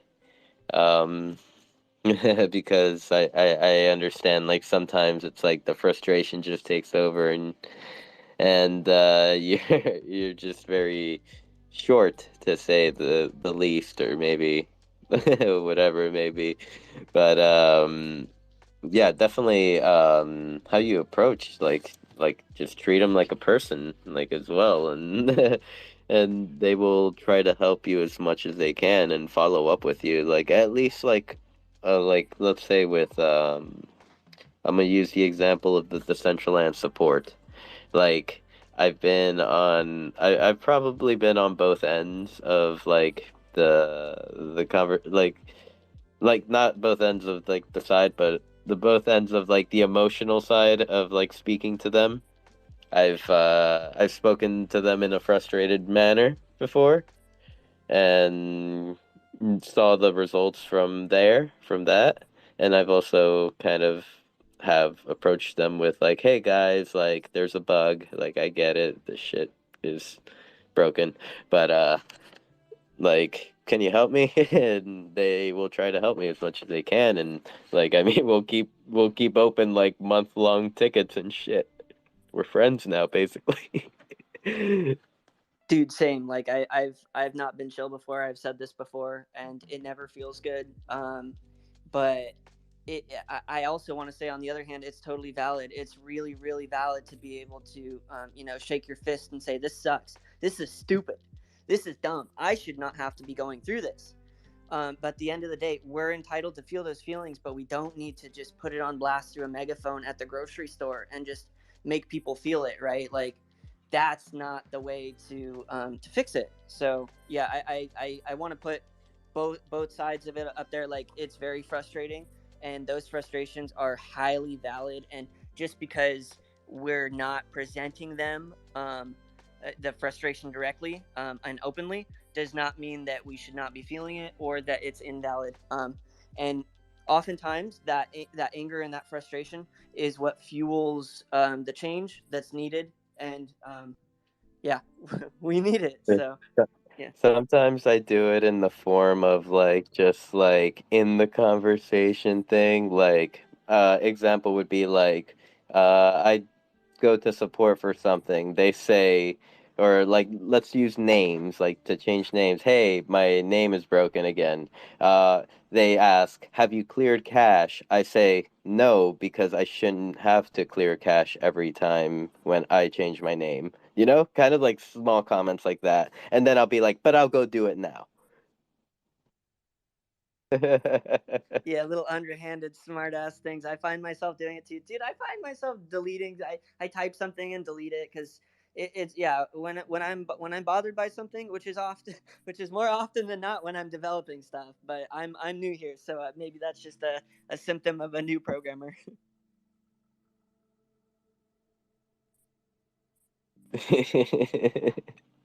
And I bring a laundry list of like if it was my name, like I broke my name, I have cleared my cache, I've restarted my computer, I have, given away my firstborn child, and now it is not working. Please help me. And then yeah, and then they're still like, you're fucked, sir. I'm so bad. The DG team, they call me sir, and I'm like, so I'm nice. Just don't call me sir.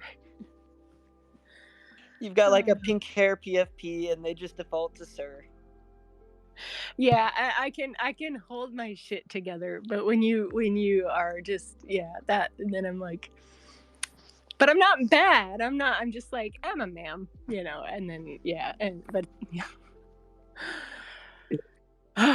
I've seen it even happen with like new users that that are like looking for delegates. Oh my gosh, yes. Thank you, sir, for this opportunity. But you know what? Like, okay, so then, if that's pissing me off, then that's my anger's trying to tell me something. So what is it telling me? It's telling me that, whatever. Like, Not a sir. I'm not a sir, but then somebody was like, well, in my country, that's respectful and it's non-gender. And so I'm like, fuck, because it's SER. So maybe Canessa has some things to learn too. Like, maybe it's not all just a jab against, like her. But have you guys heard of that? SER is like non-gender respectful form of sir. I think I would assume that they're talking about slang, kind of like dude. Like some people don't like being called dude, and it's like, well, other people would argue that dude is non-gender, but no, it's not like an official thing. Yeah, I was actually going to bring that up. Also, I would say that any quote unquote newbie delegate opening up with sir is full of shit. Like there's somebody that's they're trying to be a ringer. They've been around. They're just too stupid to hide their language quirks. It's probably the same person, and I know what you're talking about because I've delegated to someone before that got banned, and then conveniently someone else showed up and they got banned. And I believe you, Zesty. I think we're onto something here. Yeah, I mean, it's like there was this whole thing with DG has like factions of players. There's the stronghold people, and then you've got you've got like the challenge mode people in general. But then you've got like the sit and go players, which by the way, when they got when DG Discord got compromised, I guess that was last month. The only people who were stupid enough to click on it were S&G regulars. I just want to put that out there. Like, they're a bunch of smoothies, and one of them, we'll just call him Fish Control, because that conveys the proper amount of disrespect. He clicked on it, and then he got banned for cheating recently, and apparently he was. DG decided he was cheating in some way, and he's been trying to like shit talk anybody who points out this obvious fact that there was this like big blow up in the arcade chat about all this drama about him being a cheating piece of shit, and he waited like 3 weeks. He tried to gaslight us about taking time off, and it's like, dude, like, fucking come on, really? Like, you got banned for fight. I just want to say that I hate that word "sirs" more than anything in Web3. And roaches. I thought I was alone, but thank you guys. Hey, if they're working for me, I don't want to go off on my tangent. I am not like, I don't know, maybe I am, but like, I want them to know that they're they're playing and I'm female. Like, there's like, I don't know. And it's so, but I'm like, is that disrespectful to correct them? And I think I'm so sensitive because I mean, that was like a whole reason I almost didn't come into the metaverse. Like back in 2019, I was like, is this just like, I mean, I had friends that were doing, what is it?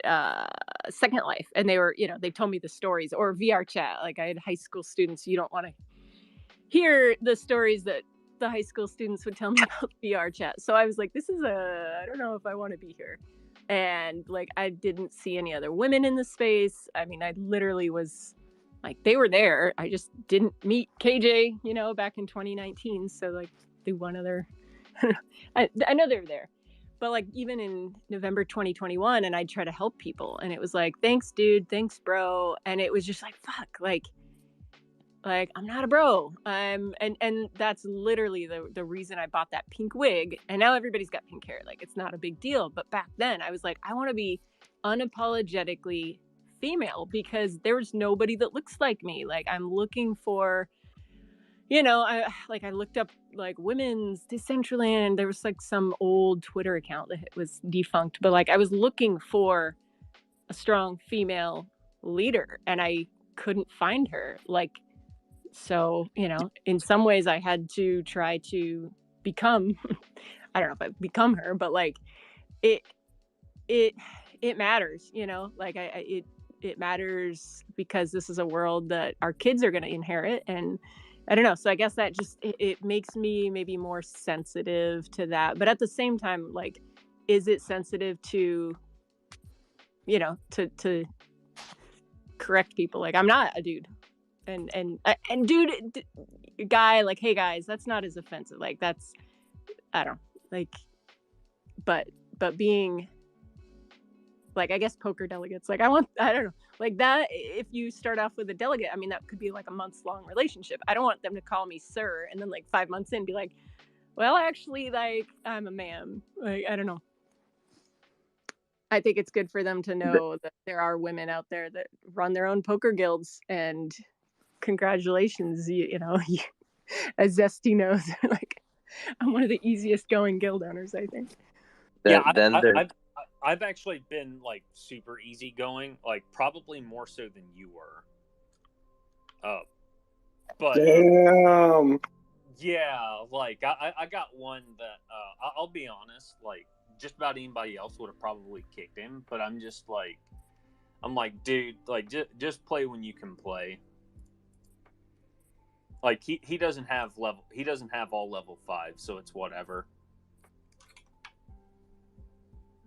But what I was going to say though, with the SNG thing, when Full Control got banned, there was a lot of joking about how. So there'd been another scandal where somebody had been banned for multi-accounting, and they claimed that it was like them, and they had like a brother who lived with them who happened to play exactly like them, and like basically even like the SNG crowd, as smooth brained as they seem to be, they've picked up on those kinds of things, and they'll even be like, oh yeah, it's like one guy with an apartment, and it's full of all of his brothers and cousins, and insert Eastern European country here. Sirs.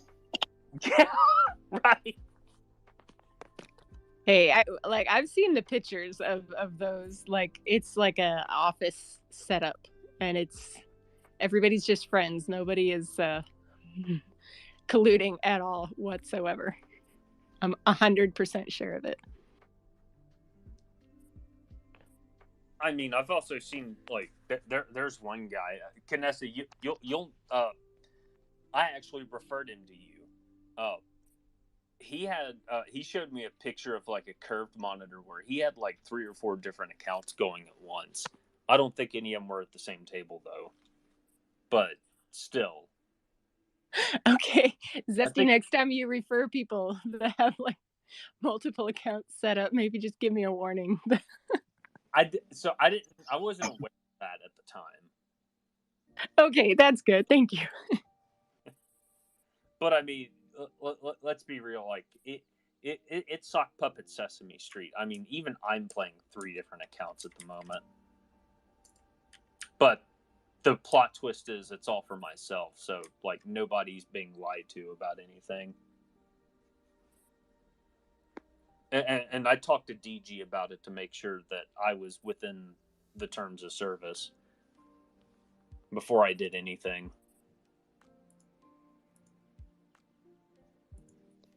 Have they updated those terms of service? Do you know for sure? So I did that a few months back.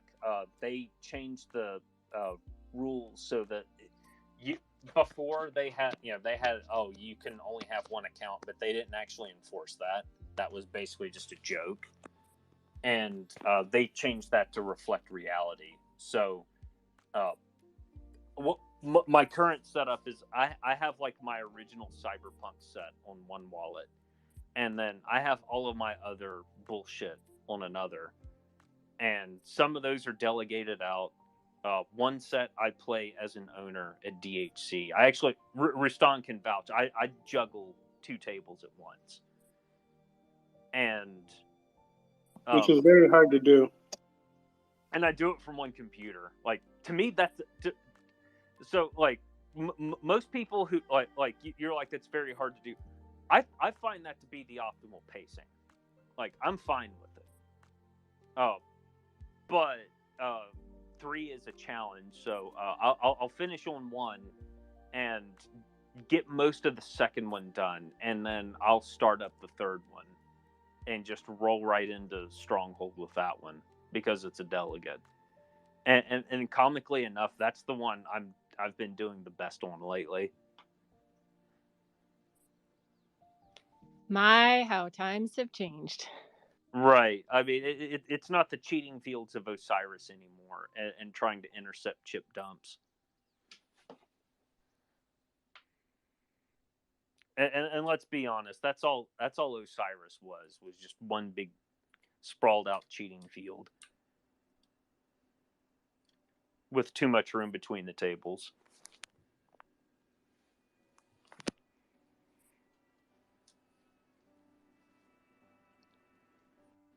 I remember when I first was delegated by Canessa, she recommended that I not dress nice. Yeah. They wouldn't play with me. Dude, you showed up looking like a freaking, like a baller pimp, like Rustan glasses. I mean, you sent me a picture. Like, how am I doing? I'm like, oh, good Lord. You don't dress like you're going to the casino when you're going to the casino. Oh, and none of the kids wanted to play, Rustan? No, every time I sat down at a table, they all got up and left.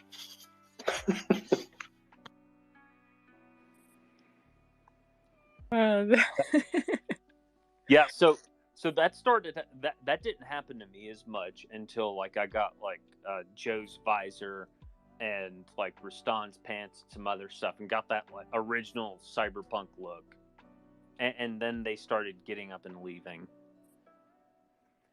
Nowadays, nobody seems to care. I was like, "Hey, everybody, Clover beats a heart, right?"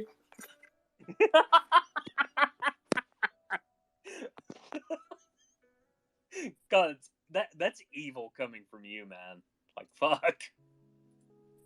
I do that whenever I play live games, so they think I don't know how to play.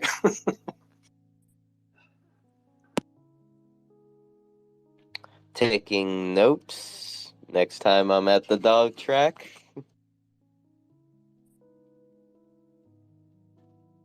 Just for disclosure, it's not an actual dog track anymore. That's illegal now here in Florida. But the dog track used to have a poker room in the same building, and so then I'm still stuck in my old ways, calling it that. That's a catchy name. That's pretty cool. When metaverse dog racing? Because that'd be pretty cool. If we can't have pets, at least if we could have like dogs out there racing, that'd be Maybe we cool. could like pitch the idea to Petaverse. Oh my gosh, yes, and we could adopt real dogs at shelters, and then like they could run for us. I like it. Of course, that's Virtually. kind of like illegal, right? Oh shit! No, they're gonna be like, "Are you guys kidding They us?" have to run virtually.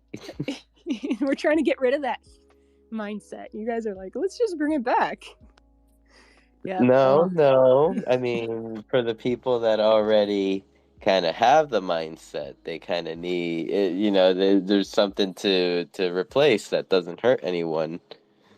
Actually, I have a better idea. How many of you are familiar with the sport of Schutzhund? What language was that in? German? German. Yes, it's Schutzhund is when you train your dog to attack people. Let's do that in the metaverse. You can train your dog and then have your avatar run across in the big puffy suit and then give your dog commands, and then maybe he listens, or maybe he runs up and then like the force of the bite has like different points. Because like if I could get Rustan to run across and I got my Czech working line German Shepherd dog that's highly just focused on him, I get to let the dog go and he gets to run and bite Rustan's avatar. This might be better than paintball. Well, I already put my teenage vibes to work because child labor laws don't matter in the metaverse. I saw that you had a group of hoodlums hanging out in the side of your Starbucks, or I mean not Starbucks, Blockbuster. Yeah, and there's no cops to take care of it. It sucks. Crappy neighborhood that.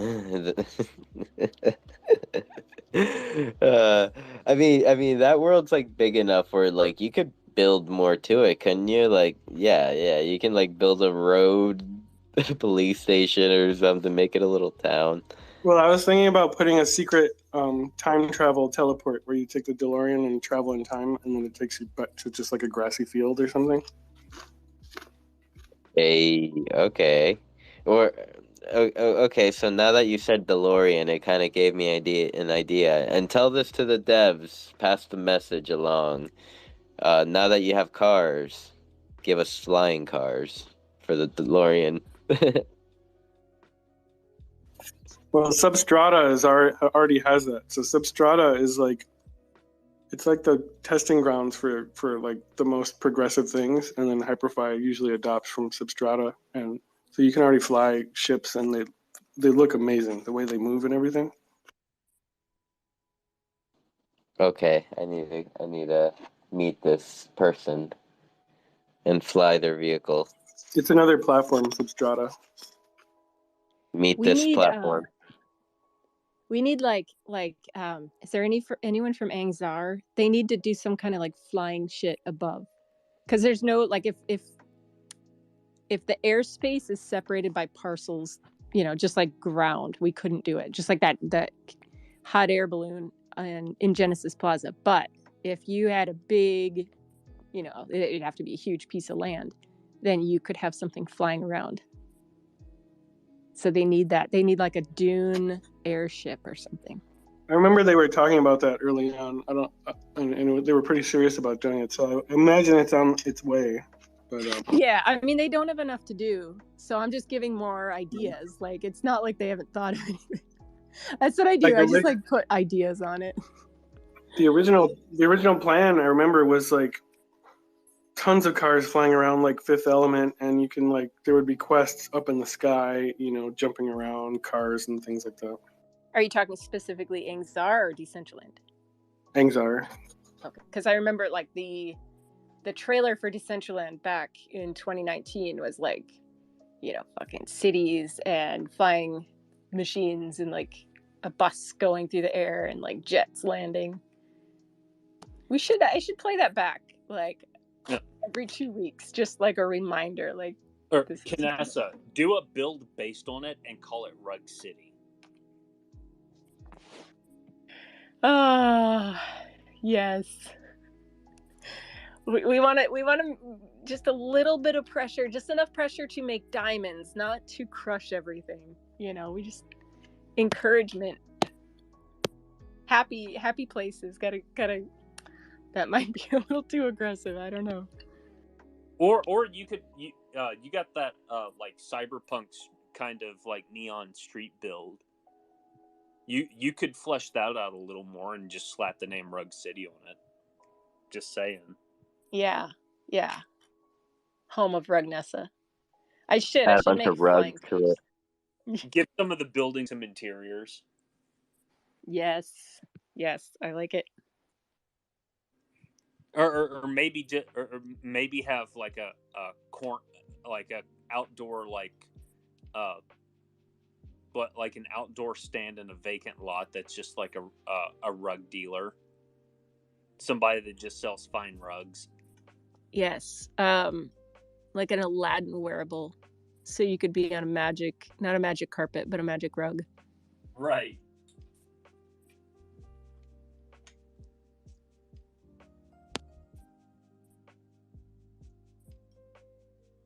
Holy crap, Bitcoin really is back at 30K.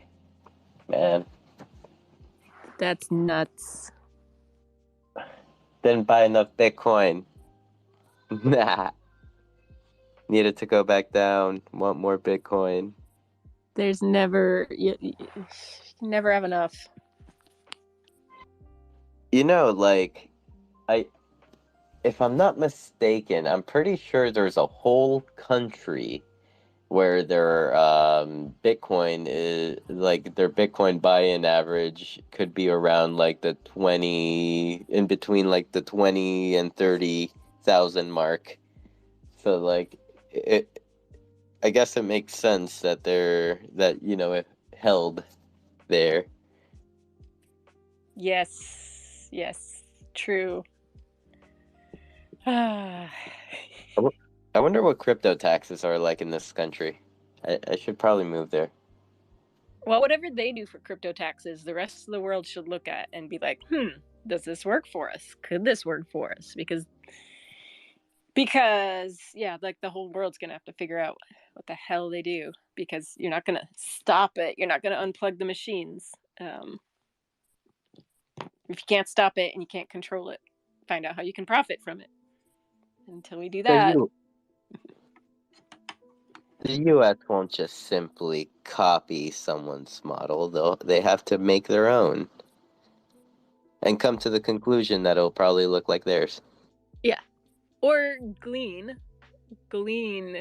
bits of information from every model. I mean, that's going to be the only thing that makes any of this successful, is if I don't know. I don't even know if it's going to be successful. Governments are going to fight it until they find a way to profit from it, and then they'll change it and tweak it and put it into a box that they can wrap up and sell in a multi-tier ETF. So I don't know. We just have to be like the little cleaner fish on the back of the big whale, the barnacles, trying to get the scraps until we can, I don't know, till we have enough to survive or fall off the whale and die. One or the other. Lol. I mean, who knows? I feel like they accept us. They accept us. They think we're cool people. I think they they just want us to fall into their structure that they have set up, I guess we can call it. Yup. Everything according to plan. I feel like the fact that the SEC is had a whole case on this is proof that they already see or know how to monetize. So yeah. Exciting times.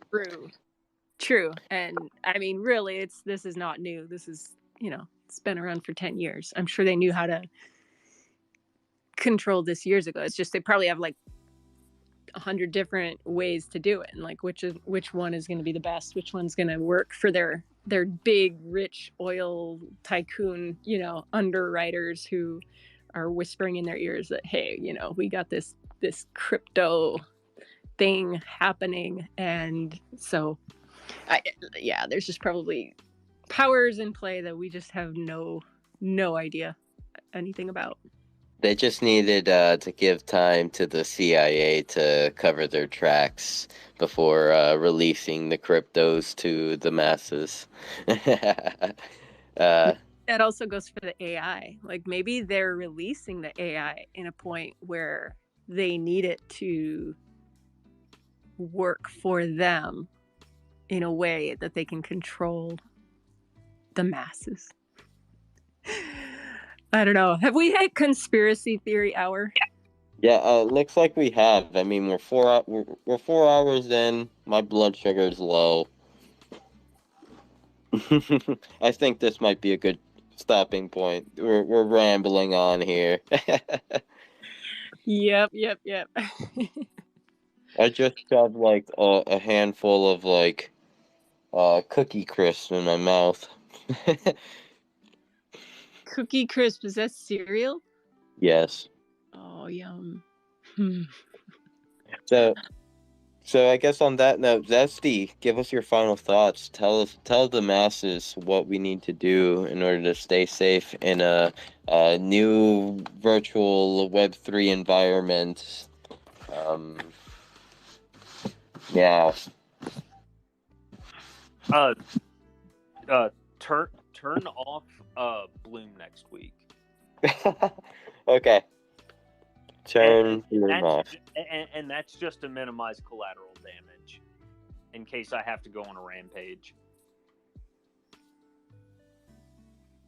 We're talking about like Bloom as in like the Decentraland setting. Yeah, that's the one that makes everything glow. Hey, Zesty, you're talking like, was there something, a problem last year that I'm not 100% aware of? Just that.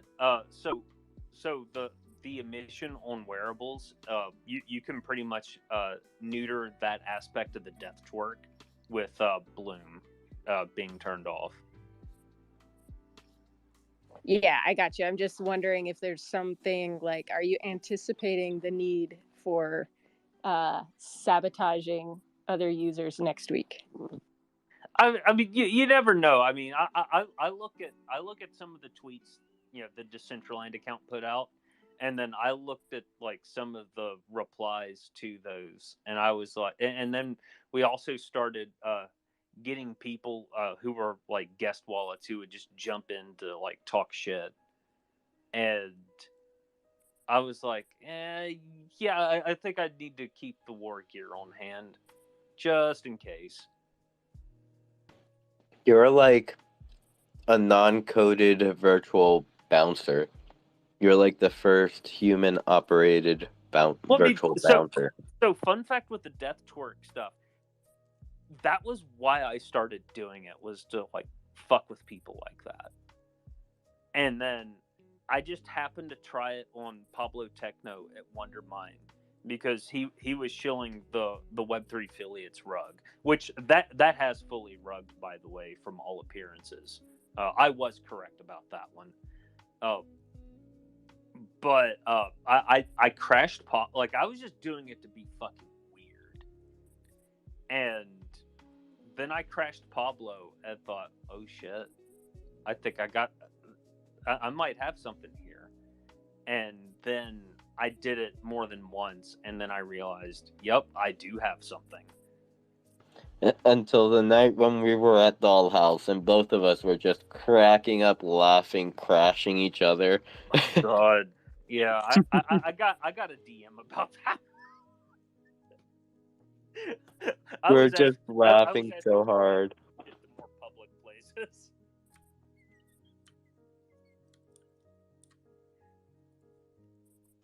That's funny. I mean, it was totally fair. Zesty, have you tried the ho ho ho emote? Because I wonder if those added animations would add a level of complexity to your weaponizing of emotes. I would have to. I would have to look at like. I would have to look at that one to be sure. You might be right. But anything with lots of keyframes, any wearables that glow a lot, and then you add like lots of people.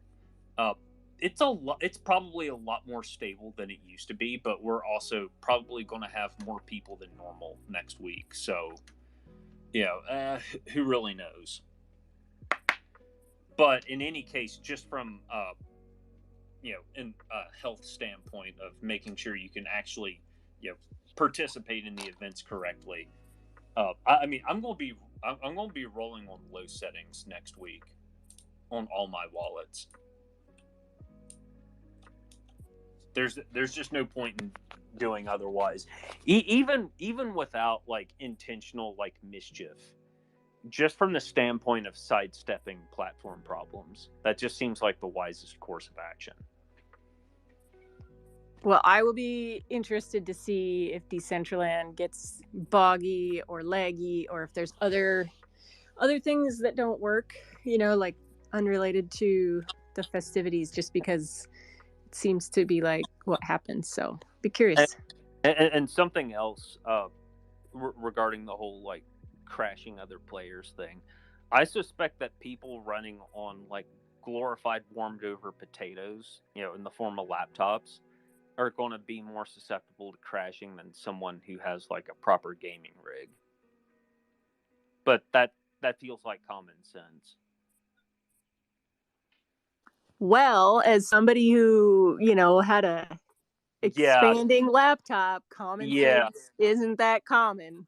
Yeah, I mean, Death Twerk might pivot into causing batteries to explode remotely. Don't do that. Don't log in.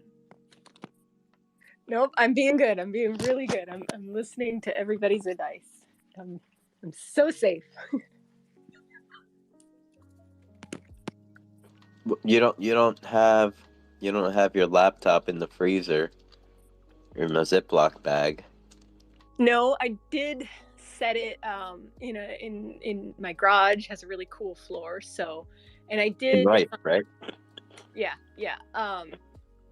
I was safe because I didn't want, water and electricity don't mix. So I brought like my decorative ice cube trays out that are in like silicone, because I, of course, have ice cubes that are the shape of like a DG diamond, so that I can have like ice. Yeah. Anyway, yeah, you set the laptop on that, or you set an ice pack in front of the fan, and then it just blows all that cold air into your laptop with, I'm sure, a little bit of extra humidity, which is probably just fine. But I have decided, I have like ascended from that way of thinking, and I just have stayed out of Decentraland as hard as it has been. I just haven't done it. And I definitely haven't, rolled any Vipes at all with my dangerous laptop. That's good. Safety first. Okay, I guess getting back to the wind down. CK, any final thoughts?